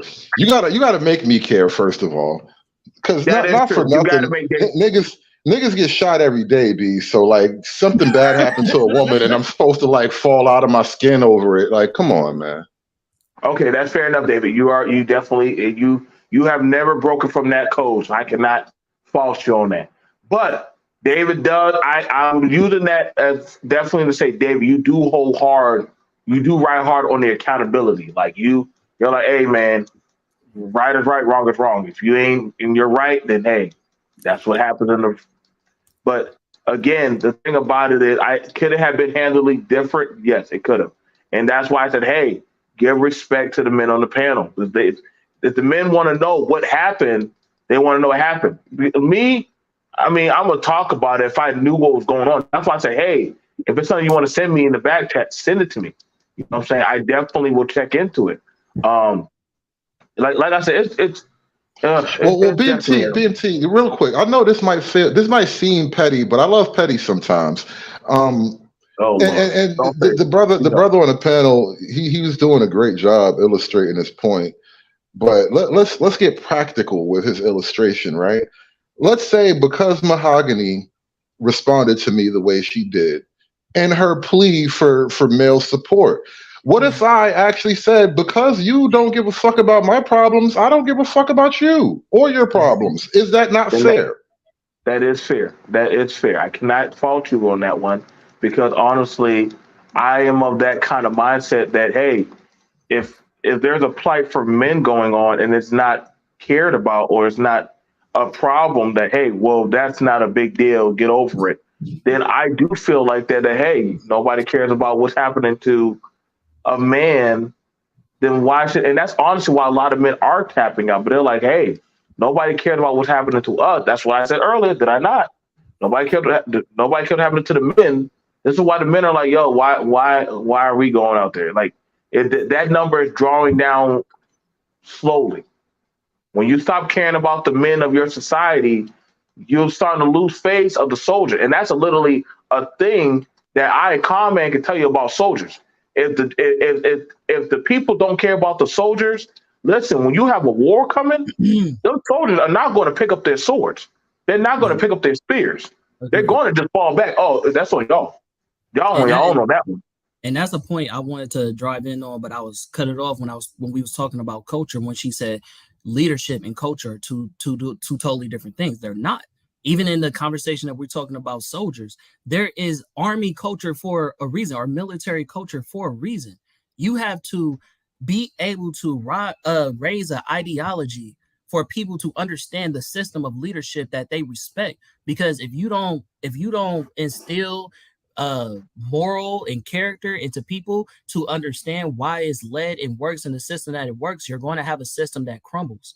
So even when you're talking about even military, the whole salute somebody when you see them at a certain pace and distance and, things of that nature, all these things are embodied for the military to function in the way that it does. That doesn't differentiate when we're talking about the Black community.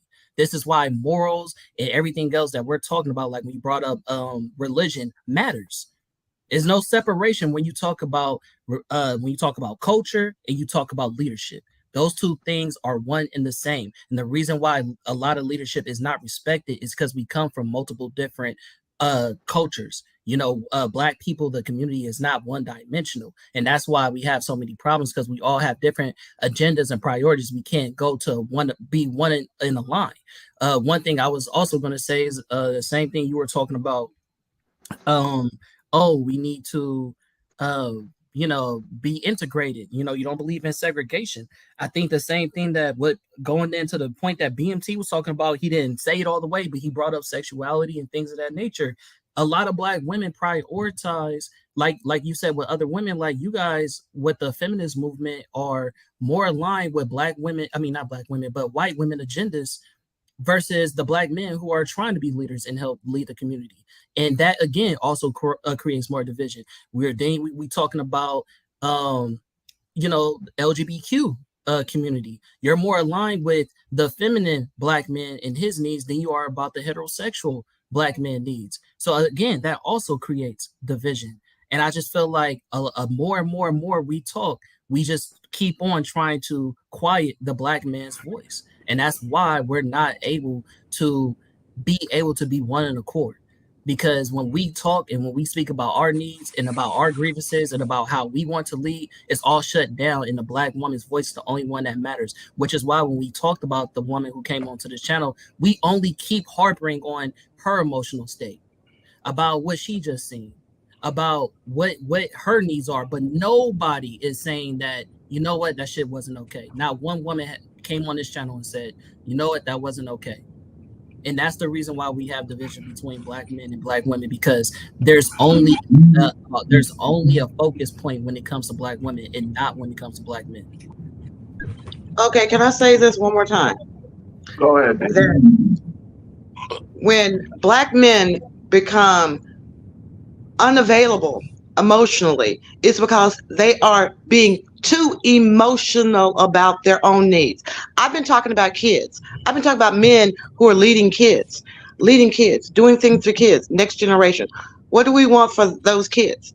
And then we bring it back down to the most basic thing. Oh, well, can a man at least be in charge in his own household? And it's like, yeah, I get every man wants to be the king of his castle. We get it. Every woman gets that. She wants to be the queen in her castle too. But that's where we miss the big picture of being a leader when you are worried about your needs. What about the kids? What about the kids? What about these kids that are running around out there without fathers, without mothers? What about those kids? I mean, some of those kids might one day grow up to be something super fantastic. What about the children? Oh my God, think of the children. That's what we have to do. If we're going to have a culture, that culture is concerned about the next generation. That's why when you go to, you see city councils, they're not worried about right here today. They're making plans for how many schools are we going to need 10 years down the line from now. They're leading people towards a path. It will either be a path of success or a path of failure. But they have to have a vision of where they want to be 10 years from now, 20 years from now, 25 years from now. I said, we've been on the same pattern for the past 50 years, fighting among who is going to wear the pants in the household. Now, why is that? I wonder why do I have to battle my woman for who gets to wear the damn pants? Ain't that some shit? But we will continue on with that. That's a crazy the irony of a woman, the irony of a fucking woman complaining about that is hilarious. Okay, well, hold on. We got my brother Rob. Hold on, Michelle. I know, dear. I know you definitely. I felt it in your spirit. You wanted to say something about you being able to wear the pants. You paid for the Porsche, you should wear them damn pants. I know it was in your spirit, baby. I felt that. I said what was in my spirit. Don't put words in my mouth, Joe. You do that all the time to me. I'm very eloquent. I said that you find you find the one woman for you, that woman trusts you. She will follow where you lead. Whether you lead her good or bad, she's going to follow where you lead. Shit. That's one of the things that we don't emphasize in the Black community is the family. The family. Hold on. We got two family men right here. Shout out to my brother. I have nothing but admiration. We have a teacher. We have a teacher amongst our ranks, Brother Rob. He's boots on ground. We also have another brother who helps heal our people when they come into his care, Brother D. Darrell. And I want to definitely bring the floor to them. The first question, I know, and Brother Rob, make sure you email me, bro. I know you want to do some collabs and conversations on these, especially all respect to my brother D. Darrell. I want to see who want to take this question first. Meet up, everybody. The question would be this: are Black men too emotional to be trusted with the Black community? Are Black men too emotional to be trusted with the Black community? Yeah, I will concede to D. Darrell. I want to hear what Real got to say, and then I'll go. He threw my brother in the hot seat. Yeah, I mean, I'm ready. You know what I'm saying? I'm ready, but I mean, he more. Go ahead. You know what I'm saying? It's really not that difficult. Can you hear me pretty good, BMT? Yes, sir, bro. Go ahead, brother. Okay. Well, the issue is that Black men are not too emotional. Matter of fact, I will say that from my position and in my field of work, Black men are criticized for not being emotional enough or not showing enough emotional intelligence. So I don't get that. I think this is more of an issue of Black men as far as our productivity and our ability to be self-sufficient as it relates to economics, community building, and things of that sort. And when we look at a lot of the different fields and a lot of the different things that our community needs, there is a identifiable absence of Black men to some degree. And I think that, as I've talked about, because I don't get into the gender stuff, and I don't understand the thing about, you know, who want to fight about who more at fault and all of this stuff, because it's not relative to real life. Black men and Black women do not have these conversations in real life in the community. We don't identify and blame one another, even though we do have issues as it involves relationships. Most Black men are not asking for Black women to give full submission in this dating time. Most Black men are not complaining about that, particularly those who are successful Black men are not complaining about that because they automatically get it. And the only men who complain about that are those who never had it. You don't hear successful Black men who doing what they want, who doing the things that they want, the kingdom of whatever. Successful, high level, high value Black men don't complain about submission. Low value Black men complain about submission. I've never had to complain about submission in my life. The reason why, because I'm high value. My wife that I have, we've been together for over 20 plus years. Submission never came up, but I received it. And any other lady that I ever dated before that, I never had an issue with a certain level of submission, because when women see men of value, that's not an issue.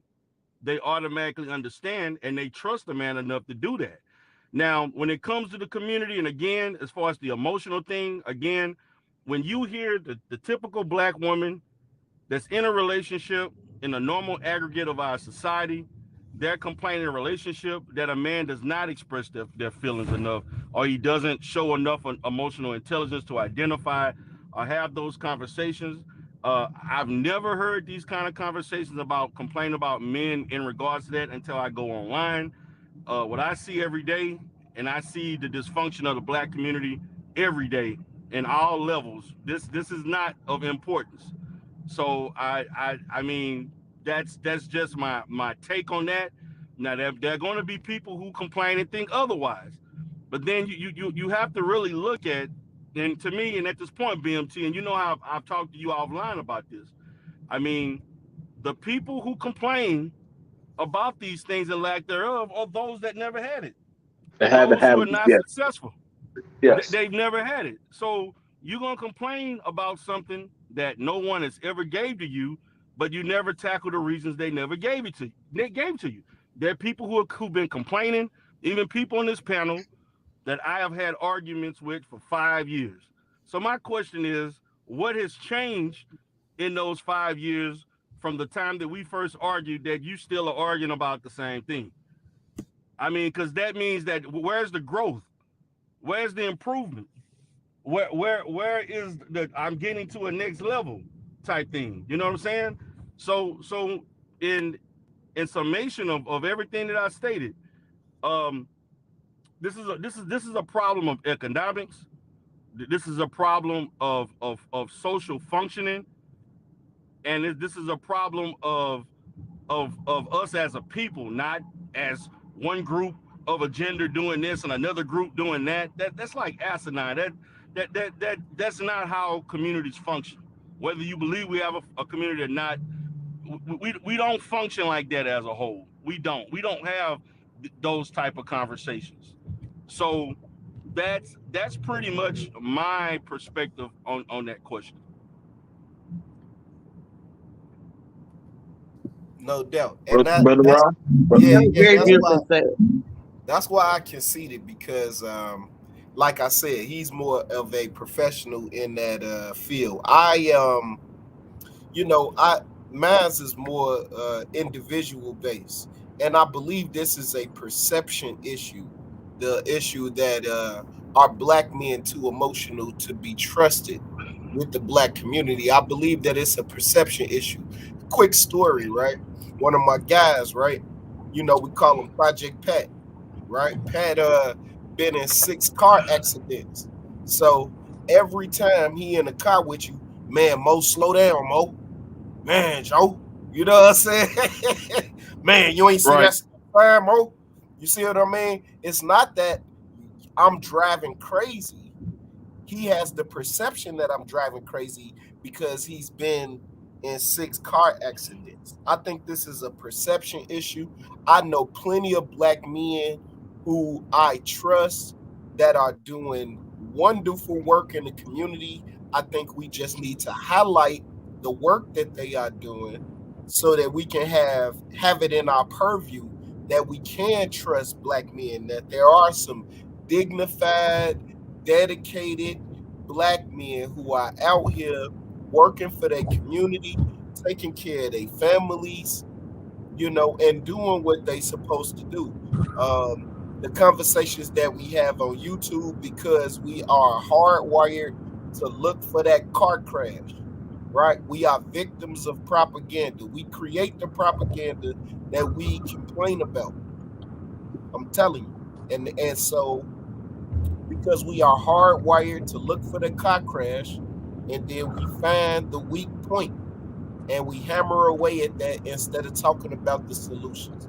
The solution would be, I challenge all content creators, post one positive news story about the black community once a week. Once a week. You know what I'm saying? This conversation is a remnant of the gender war. We have to be completely honest about that. And, hopefully this war comes to an end soon so that we can get to the business of positive propaganda. And I'm going to end on this, right?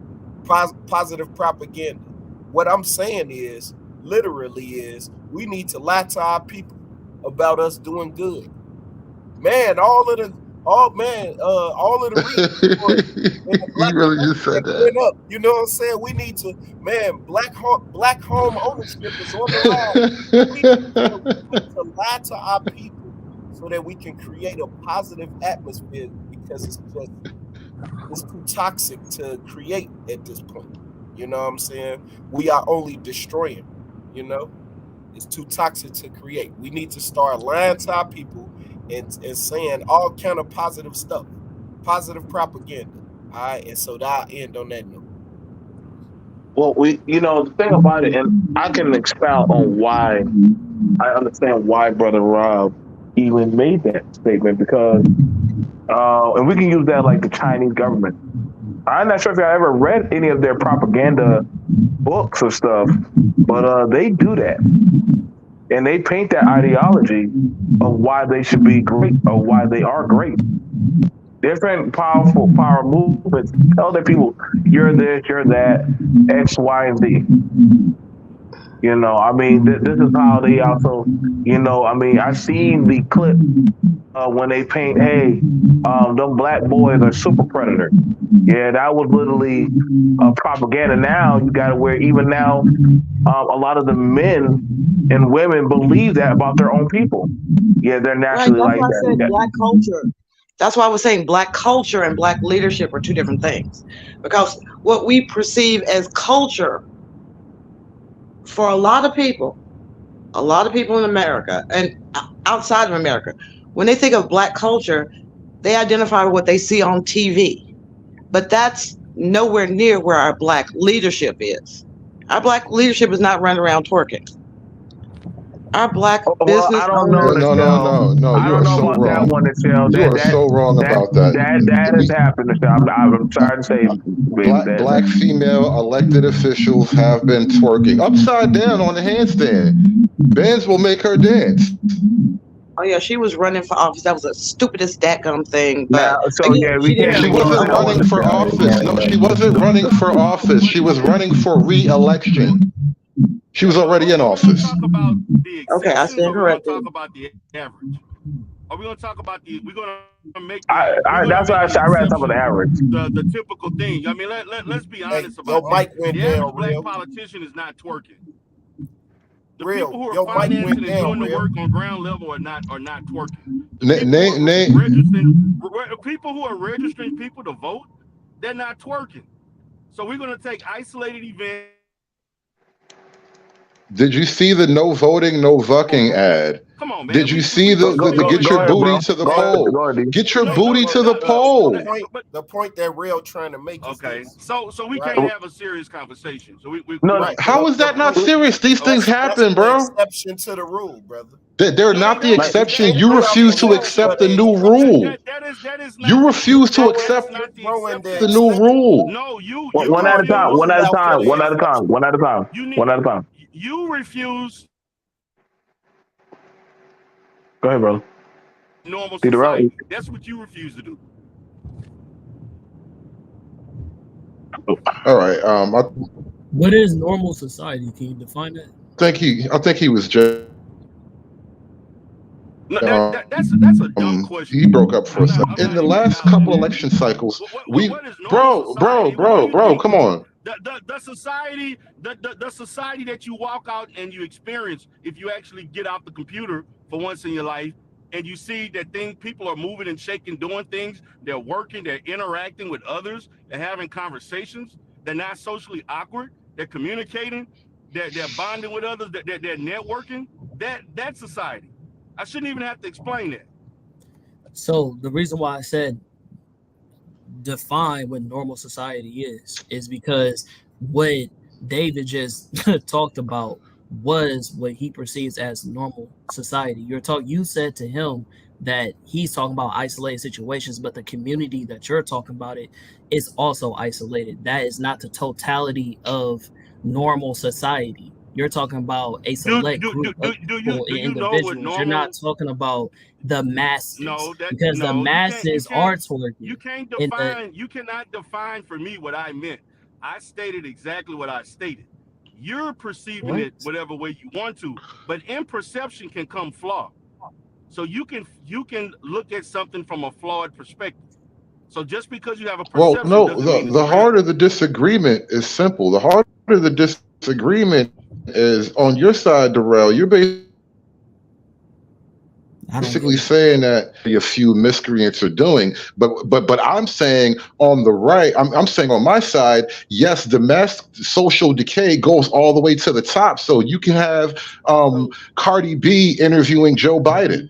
You forget that? Listen, You can have listen to Meg the Thee Stallion See, next to see, Maxine Waters. example. right. See So let's you just typified my stance. How many Cardi B's do you know? Who is making Cardi B money? Who has Cardi B status?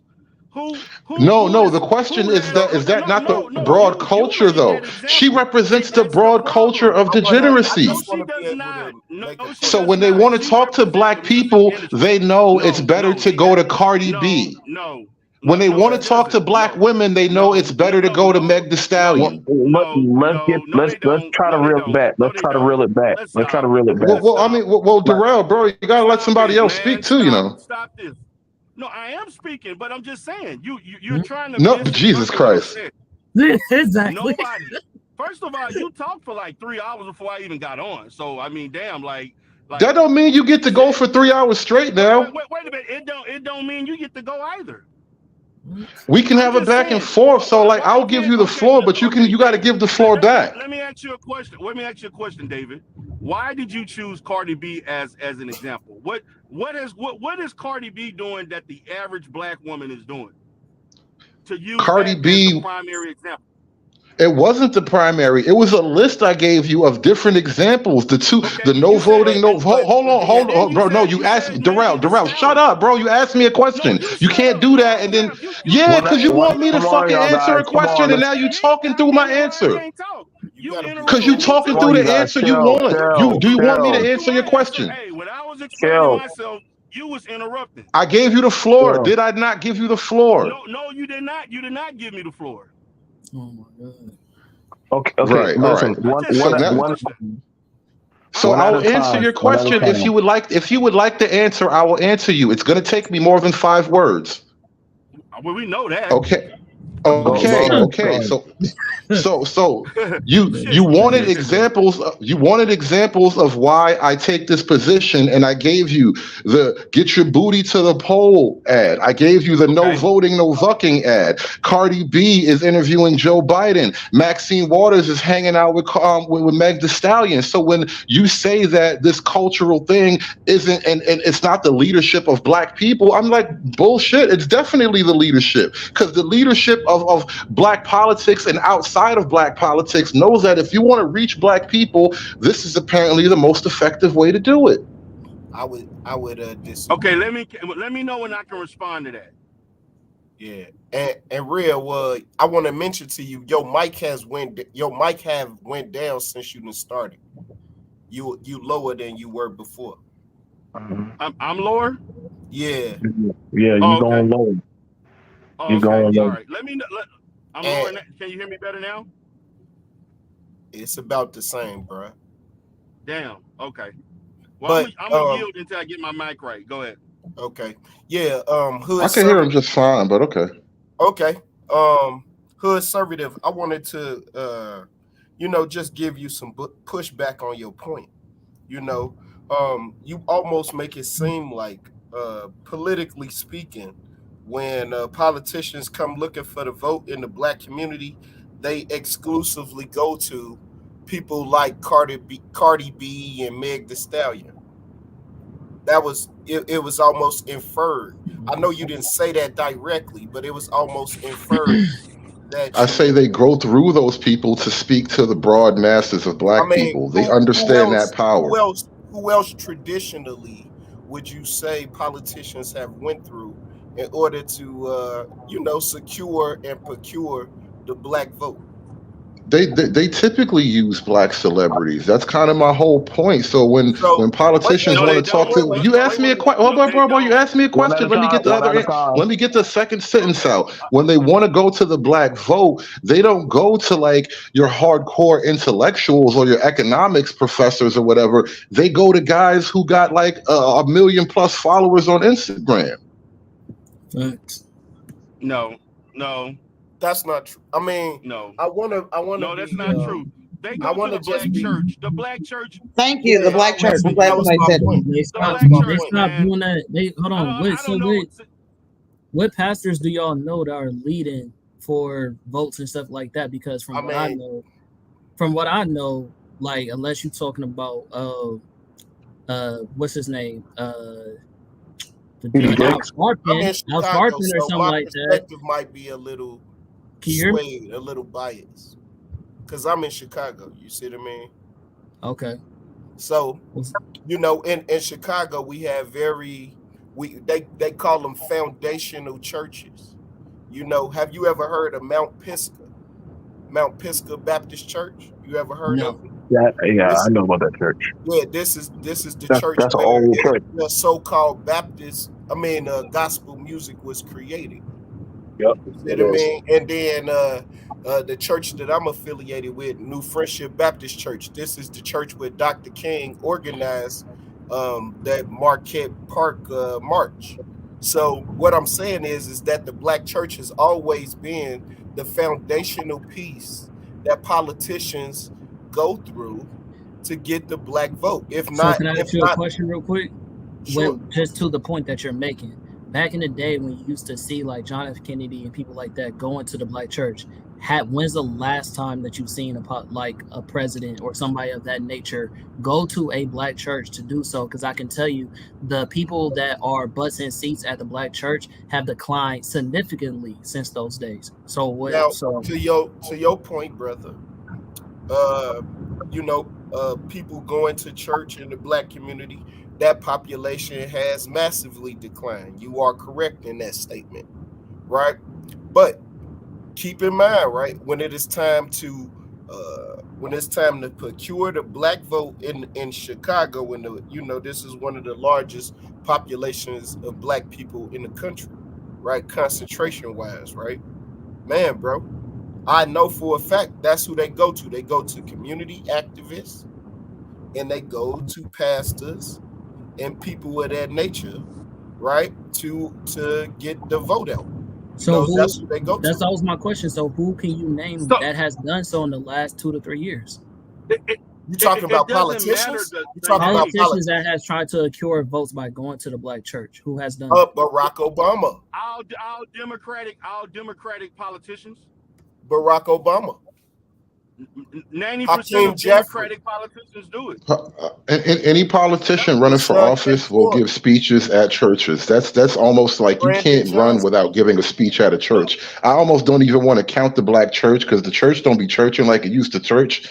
That's kind of the problem with the black church as a representative of black morals and the church. The church as a representative of black morals and decency. Have you seen these pretty niggas in skirts and makeup and shit? Oh God, no. See, Hood Server. Hold on, I want to respond to that. Now, yes, the black church. See, this is the problem, Hood Conservative. You always take one aspect of something and make that as if that's the majority. Does that exist in the culture of the black church? Yes.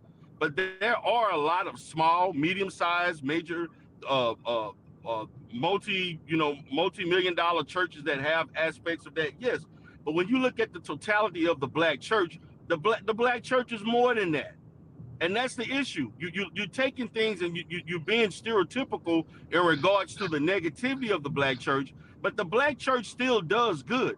The black church still. Well, brother, hold on. I thought you thought. Wait! You interrupted me. I thought you didn't want us to interrupt each other. No. Okay, you got it. Okay, the black church still every Sunday gets more money than any other black business. So, regardless of what we feel about the black church, we cannot ignore the facts. And the bottom line is that politicians, regardless of the masses of black people that don't go to churches they used to, that's still a major power block in regards to black voters and the influence of pastors influencing their congregation to vote a certain way. That you can't ignore that. Well, I think the black church is actually just another arm of the Democrat Party, and so you're right in the sense that it gets out the quote black vote, but it's a function of the Democrat Party. It's not like the church gets out voters for church specific things.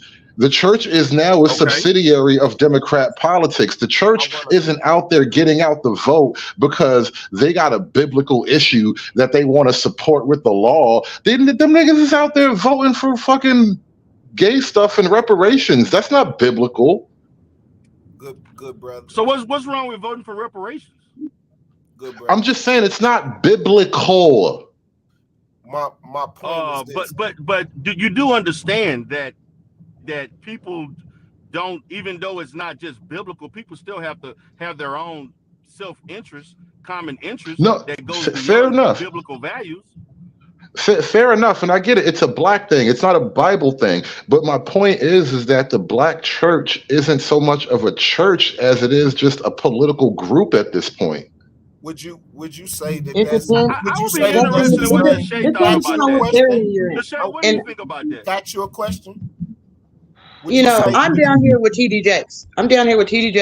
That runs both a business. Huh? Tell PJ I said I don't like that, but that's all. That's I'm me. just saying, TD Jakes runs both a business and a ministry. He has them very compartmentalized with each other. And yeah, are the churches under attack about saying anything against LGBTQ? Yes, they are threatening them with losing their tax status.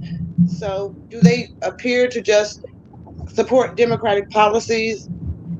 In a lot of ways, but some things are biblical, like the death penalty, like maybe abortion, divorce. There are a lot of things that the church can get behind with different. The black church supports abortion. The black church now here's the caveat. Most black churches don't speak on abortion, but they don't really speak against it on a national platform for all the reasons you just said. Brother, I just want to be very clear, right? A super quick question before I forget the question. Do you understand that the evangelical vote was essential for Donald Trump to become president? Yeah, it was. That's the white vote, though. I don't get where you're going with this. By and large, because there were black churches, there were black pastors that supported Donald Trump. By and large, what I'm saying is, proof positive, the church still plays a major role in politics, no matter what negative ideas you might have about the black church. I want to chime in real quick. I don't have any negative points about the black church. I go to church. My uncle's a bishop. My point is that politicians weren't going to the black church for votes, is what I was saying, because the original point that was made was that our leaders weren't twerking. And David's point, which you guys are calling him hood conservative, but David's point was that no, all the way from the community all the way up until high politicians are twerking. That was literally just the base point. And as far as like what you said about Barack Obama going to speaking at church, the only thing I was able to research while we were talking was during events where people were killed by police brutality, things of that nature, while he was in office, not actually while he was trying to accrue votes. So I still don't see the evidence of that. But all that to point out is that the point is that you, even with the point being made of saying that our leadership is not the ones that's going to be the ones twerking, which was made by our lady here, it doesn't really matter if they're twerking or not. I don't think that twerking is a point to say that somebody's not a leader, because she said that, well, the people that are twerking aren't going to be our leaders. Like, we're talking about people that, if you're a leader, then you're not going to be seen doing that. You can, there's duality. You could be a person that twerks and still be a respectable leader. Those two things can exist. You feel what I'm saying? So I don't really understand that point. Can you do that as a man? No, brother, can you do that as a man? I don't know where we're going with this. I would like the answer. I would like an answer. Can you do that as a man? If you are Donald Trump, you can do that. If you're Donald Trump, you can apparently do anything you want to and still be don't disrespect Trump like that. I don't know what you said about Trump for. Twice divorced. I mean, come on now. I don't know why you're trying to make Trump twerk. No, serious question. No, because you raised an issue, bro. Bro, you raised an issue, and I want to actually. Well, that's Michelle's feedback. I want to raise this issue though. Meet up. when you ask that question about you can twerk and still be a respectable leader, that has basically been Black America's like social and political gambit for the last 30 years. And remember the whole issue of respectability politics. They basically said it was racist to actually demand that your leadership class in fact act as if it's above the masses. So now, years later, it seems totally normal that you can have a leader that twerks. And I'm like, no, that's actually a part of the problem. Your leadership is supposed to be aspirational. It's supposed to be the thing that you should be like to be better than what you are now. That's what leadership should represent. But if your leadership is twerking like the bitches down on the stripper pole, then what are you being aspirational for? What is wrong David, with that? David, What David, is how that? many, see, David, People are how many human. politicians you see? How many politicians you see on commercials twerking? Stop, man. Just stop it with this silly ass Nobody twerking. said you had to Come post on, it man. online. This is I don't. ridiculous, You man. should not One, post it online. But whatever you one, do in your private life, we're, that's we're, you. we're talking about man. just the Well, I'm concept. not going to We're be talking about the sanctimonious. concept. Let's get off that one You know, that David, one actual story. David, you David, already David, know let's how not be many. sanctimonious. issue. Kim Klacik is a stripper. Kim Klacik is a stripper. Wait, that's a If I was politician? to Hey, That's a do, politician? and if I was that's to part of the reason why she can't be a real politician on the right, because that thing keeps How did coming she back win? up. She won? She won as a They're stripper? they're accusing her of being a former stripper. I cannot confirm or deny, but I'm still looking. Yeah, her right. husband owns the strip club that she worked at. This thing is Yeah. crazy. It's like, let's not put on any airs. Both sides have dirty laundry. You know, she owns up to what she used to do. She's more in management now, she says. But the long and short of it is that as far as leadership, I mean, the whole thing was, are Black men too emotional to be leaders? And we're not really pointing out a lot of, we talked about Kanye. Kanye was very emotional. Didn't seem like But that's anybody a I rapper. wanna That's hear. not a leader.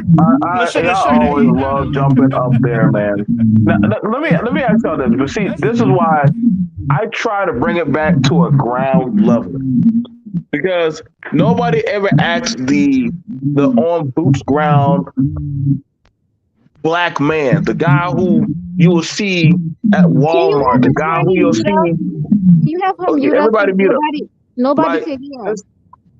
Like, this is an issue why a lot of Black men are feeling dissociated from society, because when it comes time to ask for, hey, nobody likes talking to daddy until they all need money.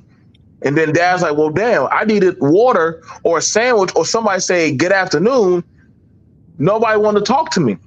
And so this is the frustration that I'm looking at, like, hey, well, you're too emotional. No, dude, it's just that we're looking at these conversations and people are like over jumping.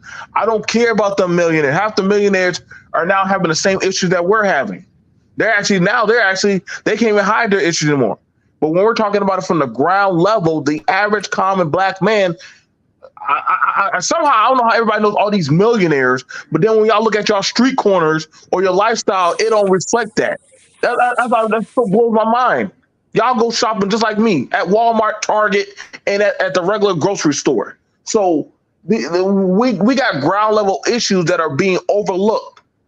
The reason why you don't see Black men in the church, because they're like, yo, that was the first brand of government and they ain't doing squat no more for them. So they're like, you know what? I'm out. Y'all are just making billions of dollars. You still want me to give tithes, and I'm not seeing where that's reflecting back on my society, and it's not helping my children out. So I'm out this church. Like, this is an ongoing issue. When it comes to the schools, it's a damn shame that I don't have that much influence. Like, you got to fight your way to be able to sit in the classroom with your child. I'm not saying, and I know Brother Rob would have no problem with a brother sitting in the classroom with the kids, but sad to say, there's not enough of a dominant presence of Black men trying to be teachers anymore or be any type of presence. But they say, well, damn, if it's not, it's starting to, the gap is growing. The gap is growing now, where it's going from that of, I feel like I'm part of my community, to where I feel like I'm a stranger amongst the community unless it's a get something type of scenario. And that's something that is growing more and more, and that's happening. And that's why now, like, at this point where that's why I said when I looked at it, well, black men are too emotional. I would actually say, well, that's why y'all don't see black men really saying much stuff. Well, hey, this happened in the community. This happened in the community. So why are y'all saying it like that? Well, nobody cares what happens to me. So now you want me to care what happens to everyone else. And I know that sounds selfish, but I'm asking. Society has been very selfish and not caring about what happens to the 9-to-5 brother or the brother man on the 5th floor. And this is an ongoing issue. And y'all, and I'm getting tired of people saying, man, suck it up, BMT. You're no, I'm not, dude. I'm very accurate. I'm surgically cutting at what's going on right now. This is why you're seeing now men are saying they don't want to be fathers now. They don't want to be husbands. They don't want to be part of their society. Because they're like, we're not getting the same type of get back taken of treatment. You know what I'm saying?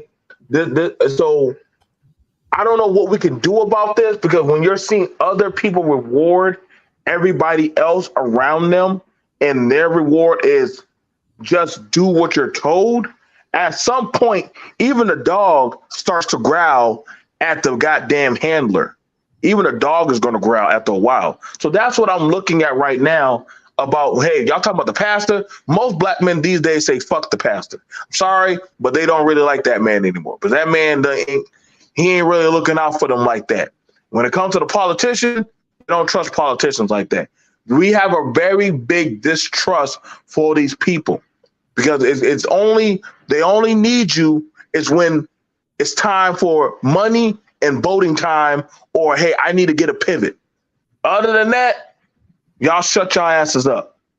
And I ain't gonna lie, I believe me, I can tell you right now, I used to be a minister. I had a whole congregation and everything. I said, fuck this shit. This shit is not worth the sanity. So most men, they get in that position for power, to have control, because they know people are mentally sick in the community.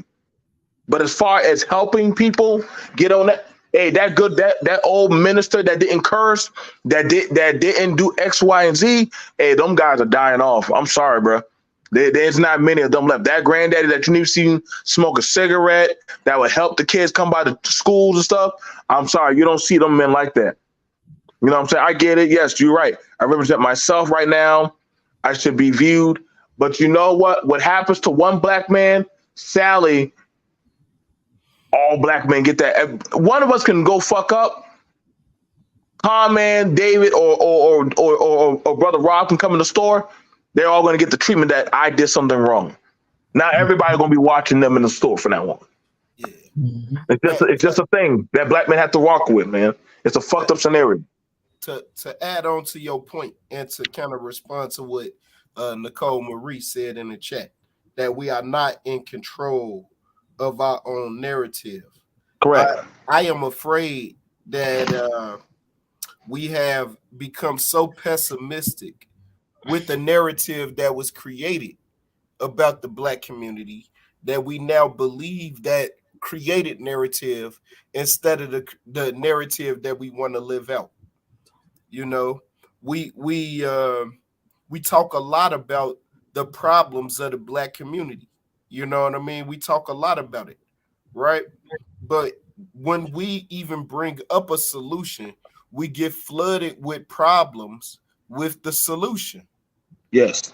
We are problem-based talking right now, right? And so what we need to do is kind of switch the focus. Because see, once you start talking about the solution, then you're going to start talking about the atmosphere, the mentality that kids got to have in order to produce the solution.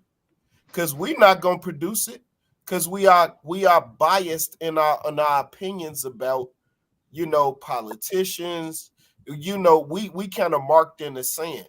But if we can give our kids just the ability to think about producing the solution instead of focusing on the problem, man, I think that is the key. You see what I mean? Because I feel like our conversations, they always become circular, right? We start off with the trust issue. You know what I'm saying? Too emotional. I mean, it's easy to focus on and say that I think we not too emotional. We don't have the emotional range. It's either, man, that's my guy, that's my girl, or nigga, I kill you. Those can't be the only two emotions so we don't have the emotional range right now to be a community. That's the truth. We have to have true empathy for our brother and our sister. And then when we start thinking about it like it's a family issue, then whenever it's a problem, it's everybody's problem. And then that problem is solved. But we thinking about it on the individualistic mind frame.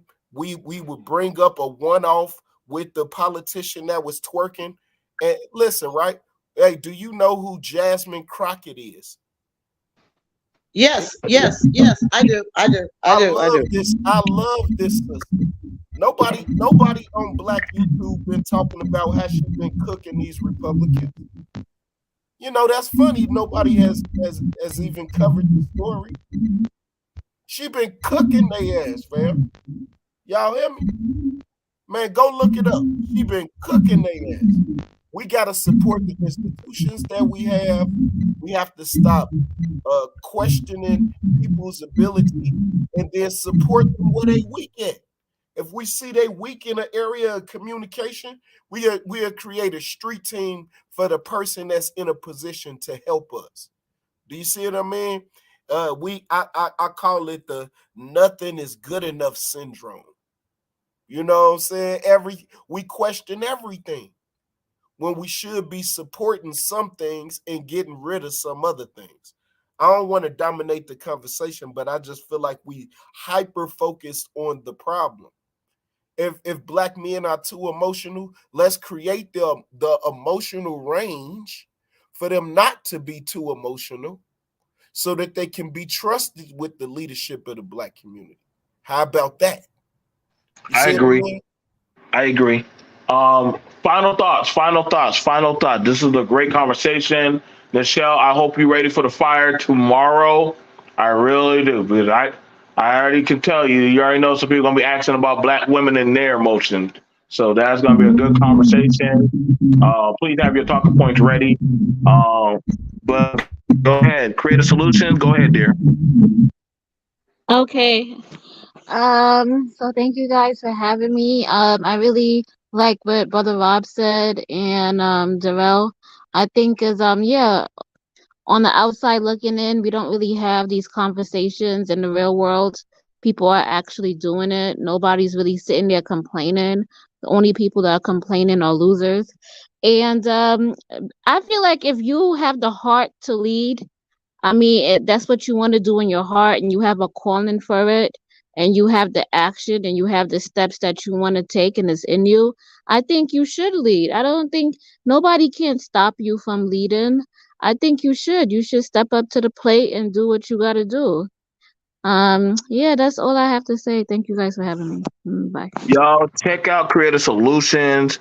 Literally, she's gonna have a dope conversation that coming down the pipe. But y'all definitely, y'all can check her out. She goes over positive lifestyle, healthy living. I enjoy checking her out. I know she did a show just today about the chakras of the body and why they're important to have. So y'all definitely check out for my little homie, my sis, on that one. She also has done shows on the Blur Cartel for that of Culture Watch, and she literally was a big influence on that. So we definitely plan on trying to get her back to do that. So definitely good shout out to you for that one, sis. Thank you. We got next from Brother Rob or David. Which one of y'all want to hit it? David, I know you got some ammunition. I can only imagine. Yeah, let me just say, I think this whole conversation about male leadership is a gaslight. And I was making this point in the beginning, and I'll close with this point too. Black women in the modern Black community are open and proud about their lack of desire for male leadership, Black male leadership in particular. And so to keep leading Black men around by the nose with this idea of Black, if you just lead them right, they'll respect you. It's like a hamster wheel you can never get off of. So I reject the whole concept of the issue of Black male leadership. Here's my thing. As a woman, if the man that you give your body to isn't your leader, that's a you problem. You guys have a good night.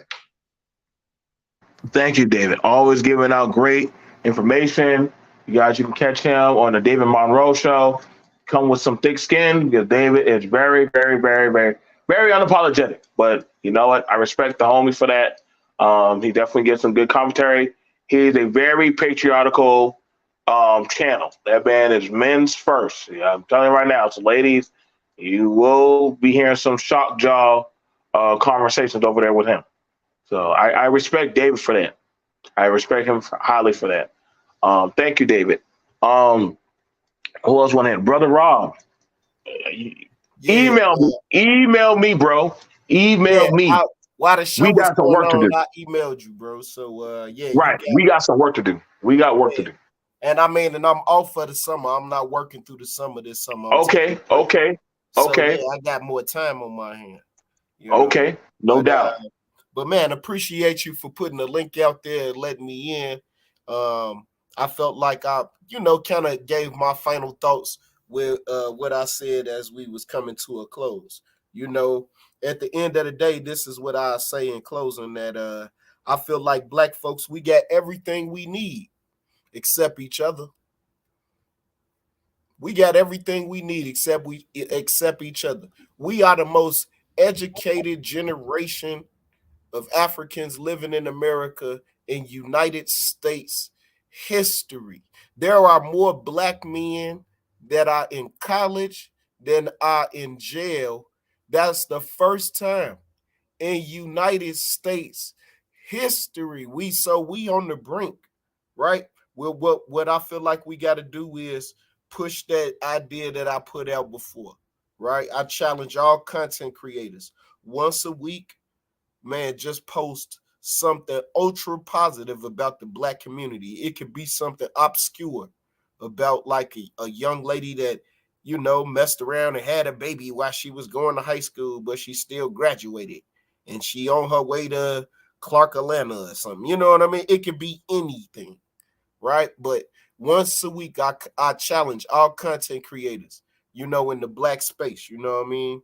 That you post something, one positive story about Black folks a week. All right, peace, y'all. Okay. Y'all, when I say he's one of my favorite people, and I can't give him and my homie Jew enough praise, they are definitely my special guests. I bang hard for them. Like, I go hard for them because of the content that they make, and we don't always get to work together. But he definitely stood his ground as a man. And I'm very proud to have made him my friend. And as well as one of the co-hosts, y'all, like, when he comes to my panel, you gotta give this man respect, bro. I want y'all to understand that y'all gotta give this man respect. Because when I go over to his panel, he makes sure that it's vice versa. You know what I'm saying? The feeling is mutual, man. Appreciate you, brother. You know what I'm saying? And I want y'all to understand, listen, bro, a lot of these Black men I invite on, listen, these are like my brothers, man. Like, I know some of y'all don't like them, but behind the scenes, we talk about a lot of building and we network a lot of stuff. Brother Rob is a teacher, Carman is a fellow veteran, and as well as a Black man from my era and generation that I know he's putting in the work. So y'all gotta understand that it ain't nothing personal, but those are my brothers. Those are my brothers. I give them that respect. You know what I'm saying? Same thing like turning the show. I know how some of y'all feel about her, but Nichelle knows, like, hey, I put her on here for a reason. And she goes hard for women, but she also goes hard politically for black men. So I'm never going to put somebody on here. But in saying that, like I said, my brother comment, that's why I said, hey, respect the men on the panel. Respect them. You know what I'm saying? Calm man. First of all, thank y'all from the brothers of Tapping No Capping for y'all just taking time to come over here, bro. All right and stuff. If any of y'all content creators want to use the stuff on this panel today on y'all chat, y'all have all rights to do that, man. You have all rights to do that. You know what I'm saying? Go ahead, bro. So appreciate that shout out and whatnot.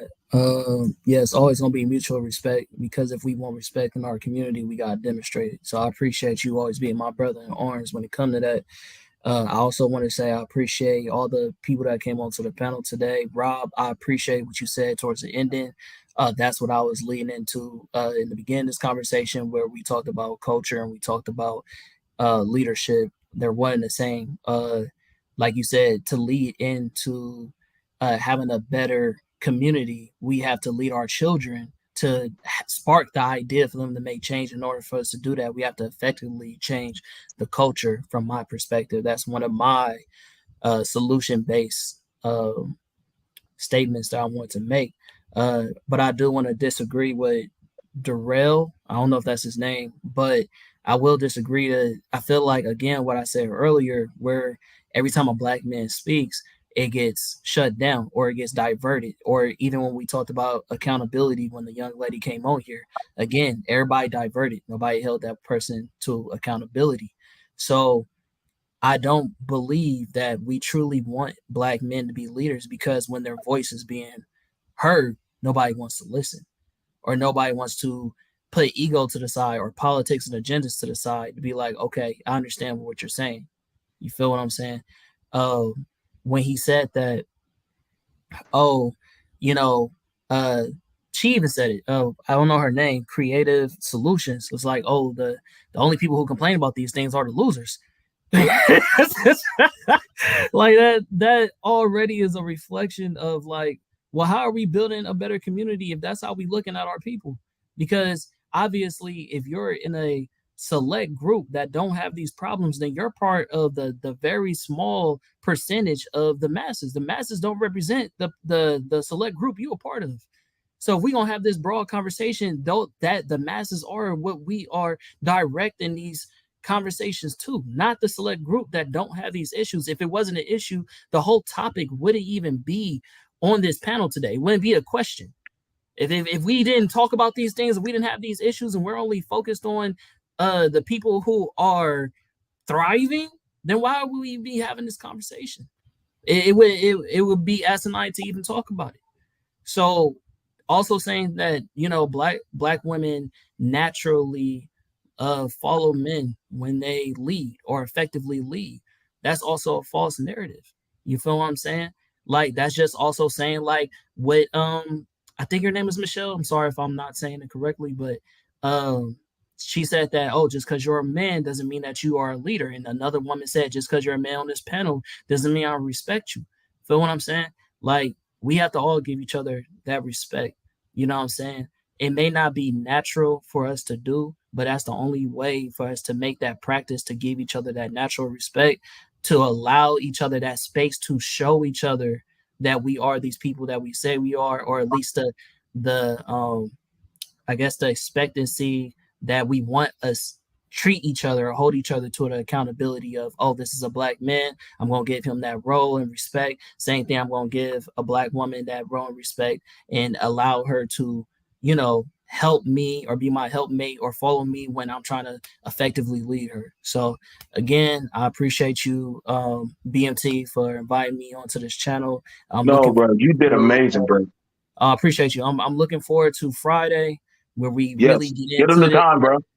Yeah, so on Tapping No Capping on Friday at 8 p.m.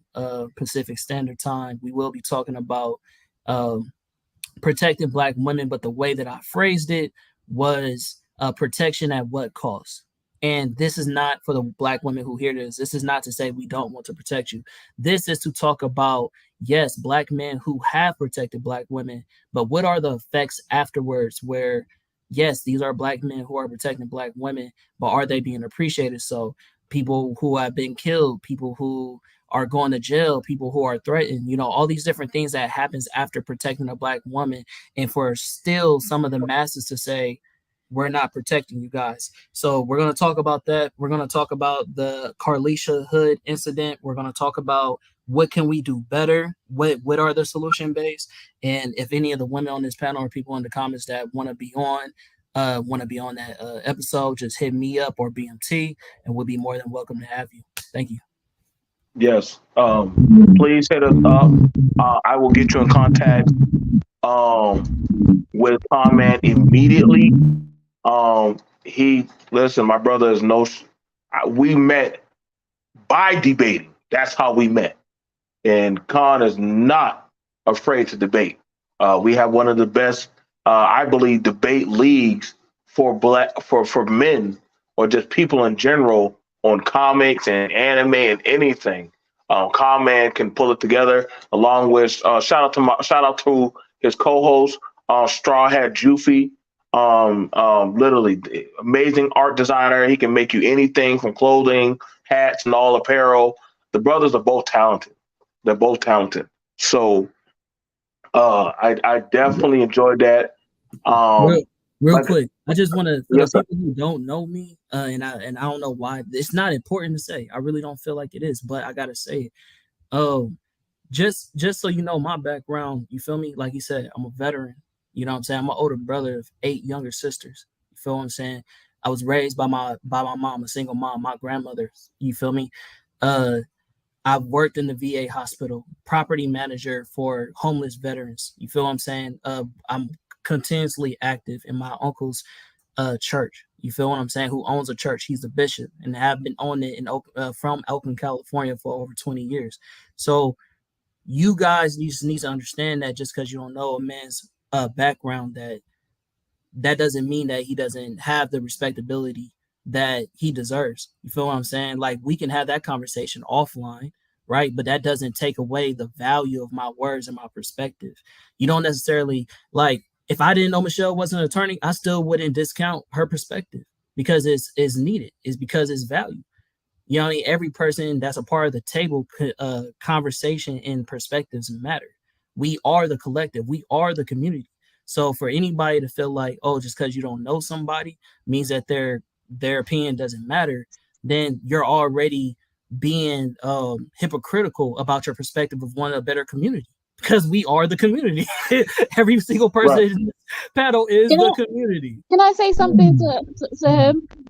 I'm gonna just be honest. I think nobody had anything against you per se. Like, when you first came on, I thought you was chill. You didn't really. I was able to sit down and listen to you. I'm gonna just be. I think BMT knows this. I really don't like Hoodservative, and Hoodservative is known to say some really messed up stuff. Crash. He's very crash sometimes. Yeah, I understand. Yeah. So I don't know if you was his follower or he came, because when he comes through with a whole posse. So we didn't know, and you're pretty brand new. But if you was up here by yourself, I don't think you would have had that reaction. So I'm gonna just tell you that. That's it. Okay, no problem. I appreciate you clarifying that. I hear you with that. I hear you with that, creative. But it's like if the people aren't doing anything. But like I said, I've seen it from all sides. Like I met you on a show where that channel hates black men. But I've never held you to, well, she hates black men. I never held you to that. I go off of that, of how you, the individual, move.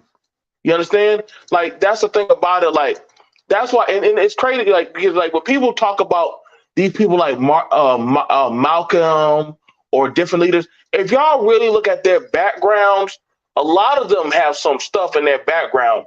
I don't think y'all would, whoa, right? Like, whoa, I don't know. Like, but they reformed themselves to meet the needs, and so You know what I'm saying? Like it's one of those things. Yeah, I get it, David. Yeah, and I've had time where even I mean David had gone at it, but however, David was talking from that of hey, like this is how I feel as men. The show before we started the show, and I'm just giving a little backdrop. Me and the show had a conversation before we even started the show. Did we not in the show on how we're going to go about doing this conversation? And one thing I can say, my homie Nichelle, listen, that gal can hold her own. Nichelle ain't no punk. If it got too deep or disrespectful, if Nichelle said hold the phone, stop the show, which she rarely ever does, she would have done it. Right, Nichelle? She has that power to do it very easily. But Nichelle is here to have the conversation. Tomorrow, the women are going to be running the show about are women too emotional. Today is just the men's day. Tomorrow is the women's day. I'll get you creative solution. I'm gonna grab Nichelle. Y'all women are going to have the hot seat. So, And we're like gonna I have said, an honest conversation. We're gonna have right. I want to have an honest conversation, just like I kept trying to say today. You know, I'm a commercial attorney. I do real estate. I do commercial transactions. What you find in the Black media sphere is that they literally put a culture on us. That's not us. There are certain people that are in power that if your message is positive, you're not going to get funding. You're not going to get on the airwaves. That I work with African Heritage Network. And the gentleman that started African Heritage Network was just mesmerized with Black culture that he picked up on from old movies. You know, like he turned me on to old movies, you know, things I can't articulate right now. But what I'm trying to say is I sat in a meeting with that man and we're sitting up there trying to get McDonald's to advertise with us. And McDonald's said, what slot do you come on? And Frank Mercado, the founder of African Heritage Network, said, oh, we don't advertise. Black people aren't not like other demographics. If you just put a Black show on there, on the air, they'll find it. They'll switch to the TV and they don't care about the quality. Yep. That's what we have told the white advertisers.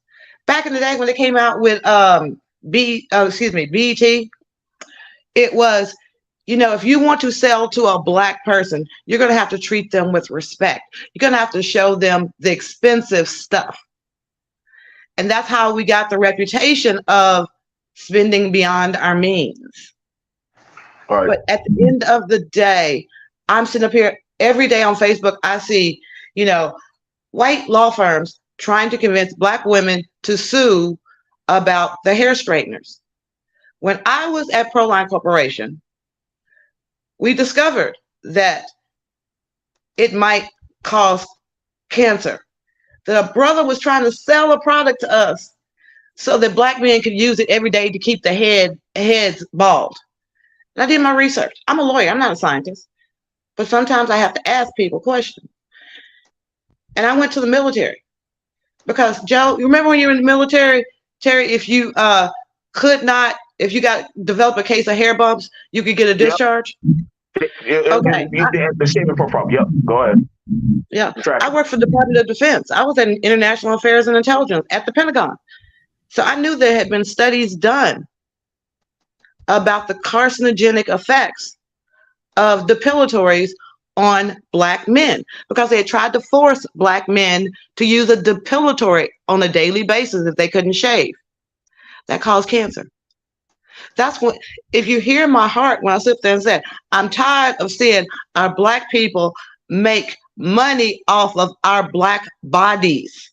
Because there are a lot of Black women and men out there today suffering from all kinds of cancers, tumors, and growths because they use a product manufactured by Black people for Black people. The Proud Lady symbol. We did a lot of good stuff, but luckily after we discovered it, we tried to make remediation.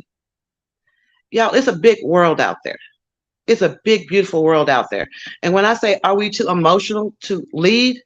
Sometimes we have to let our emotions go in the sense of when the Bundys, y'all remember Bundy Ranch, the white boys Yeah. at Bundy Ranch? I met the old man at a convention and he said, Nichelle, I don't understand why there aren't more Black people supporting us. I feel like they're saying, now you see how we feel. I said, we are. I said, I understand that during the civil rights movement, there were white people that marched alongside us. Some of them got killed too. But as Black people, we need to look at our school system. If we get better schools for our Black children, we'll get better schools for a lot of white kids as well.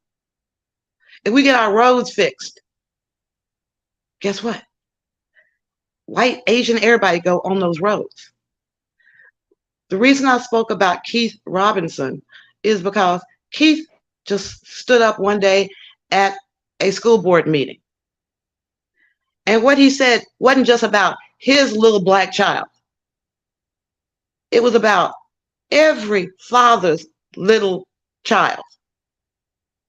And that's all I'm saying is that if we're going to be in a leadership role, we're going to have to take our emotional out and say, I'm talking about my kid, I'm talking about my community, my. No, we have to look at the bigger picture. I'm not saying sell out. I'm just saying look at the bigger picture. And let's export some of our talent and bring in some of the revenue to our community so we can raise up a whole new generation to expect that that's the way life is. So y'all, thank y'all for having me on here. Thank you, Nichelle. And like I said, that's going to be a conversation. We're going to put that on the chopping block. I will definitely reach out to Con Man for that one about, do we feel like we put every other child on the pedestal first before our own? I will definitely do that conversation with Con. Please, we got to mark that one. Because me and Nichelle, we've been having that. We had a 3-hour debate on the phone about that. So I probably will bring y'all along for that one about, do we put other people's children before our own? So be ready for that debate. So that's going to be a good one. These shows are not easy to do. I don't ask for anything, but just, hey, just support the content creators that come through. I get that we have feelings about certain people, but this is not no monolith. This is not no, well, we don't want this people around, because that's the same thing that other people say about y'all whenever y'all want to ask about certain questions or certain things at tables. You know what I'm saying? I get it, but it is definitely like, and that is something, yes, I get it. David is crass. I get it. He has that. But again,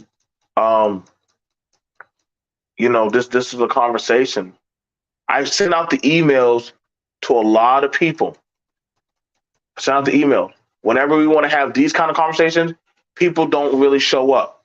Whenever y'all want to have the fuckery conversations, niggas would love to show up for that shit. They love them conversations. But this conversation right here about asking about the mental well-being of a Black man, yeah. Let it be about some poom. People show up. Do they not, Nichelle? They love them conversations. But these are conversations y'all need to be having. Right. So that way we always have to. There's not a war between Black men and Black women. Not a real war. I mean, I see domestic violence. I see the frustration that a lot of families have, because when you go out in that world, it's hard out there, whether you're a brother or a sister. If you are from a dual income household, the amount of time that you have there to be there for your children, that's our goal. Our goalpost is to make things easier for our children, to make a society that's safer for our children, our grandchildren. Let's start thinking about solutions. Let's start really thinking about, I always ask people, give me 3 things that you really want to see change. And, when I'm out, on the campaign trail for somebody, I said, 3 things you want to see this politician do? People are not telling me, Black men, like, I want them women to respect me. That's not what they're talking about. They're talking about, I want more time with my kids. How can I get more time with my kids? How can I get my kids out of their current learning situation? There's a lot of things going on in this world. Do y'all realize that we're going to have to go electric vehicle very soon? You know how much it's going to cost? Are we planning for that? I mean, there are a lot of things going on besides who can twerk, who can bump and grind it, who got shot. There are people trying to live. They're trying to keep real estate. Do you realize that right now the banks are doing the biggest land grab of African Americans since Reconstruction? I mean, we're losing land left, right, front, and center, every which way we go. People are having to move out of their houses. They're being foreclosed on, evicted. I mean, housing is a big motherfucker. We got to start living, multiple families in one house just to survive. These are things that we really, really do need to talk about. And when it comes to leadership, planning, making sacrifices, making goalposts. You can't be overly emotional about what's happening to you. Yeah, they might have just knocked your head upside knocked you upside the head with a glass bottle on your way into the office. The protesters out there. But guess what? You still got to run that business. So I said I wasn't going to say anymore, but I love y'all. Thank y'all. All right, you guys. We love y'all. We love y'all. We thank y'all for definitely sliding on through. Renaissance, man, I've been sent you the link, bro. You so late. But shout out to Exile One. Shout out to my brother Khan, man. Y'all, like I said, this is just a rev up. Yes. Tell Renaissance, does Renaissance men remember when we got online to try to say that little girl's life? Yes, I think we were on. Well, we were actually doing the one. She's home now. She's 3.5 years old. So I wanted to say thank you to everyone who helped save a Black life. Okay. I believe, yes, Renaissance Man was there for that one. He was there for that one. And that was something that we did on this channel, whereas too, we did get a little Black girl that was going to be taken off of hospice care, lost support, and literally put out there on the street. They were going to wheel her out to the hospital. And mind you, everybody thought the father did not care. And literally, he actually did care. It just that, hey, he was doing everything he could from his perspective. So we're definitely here for this conversation. Like I said, I love all of you guys. I do. We'll see you guys later. Thank y'all for tuning in. BMT, along with the show, one of my co-hosts, Creative Solutions, and Con Man. Thank y'all. Y'all have a great night. Peace. Bye, everyone. Peace.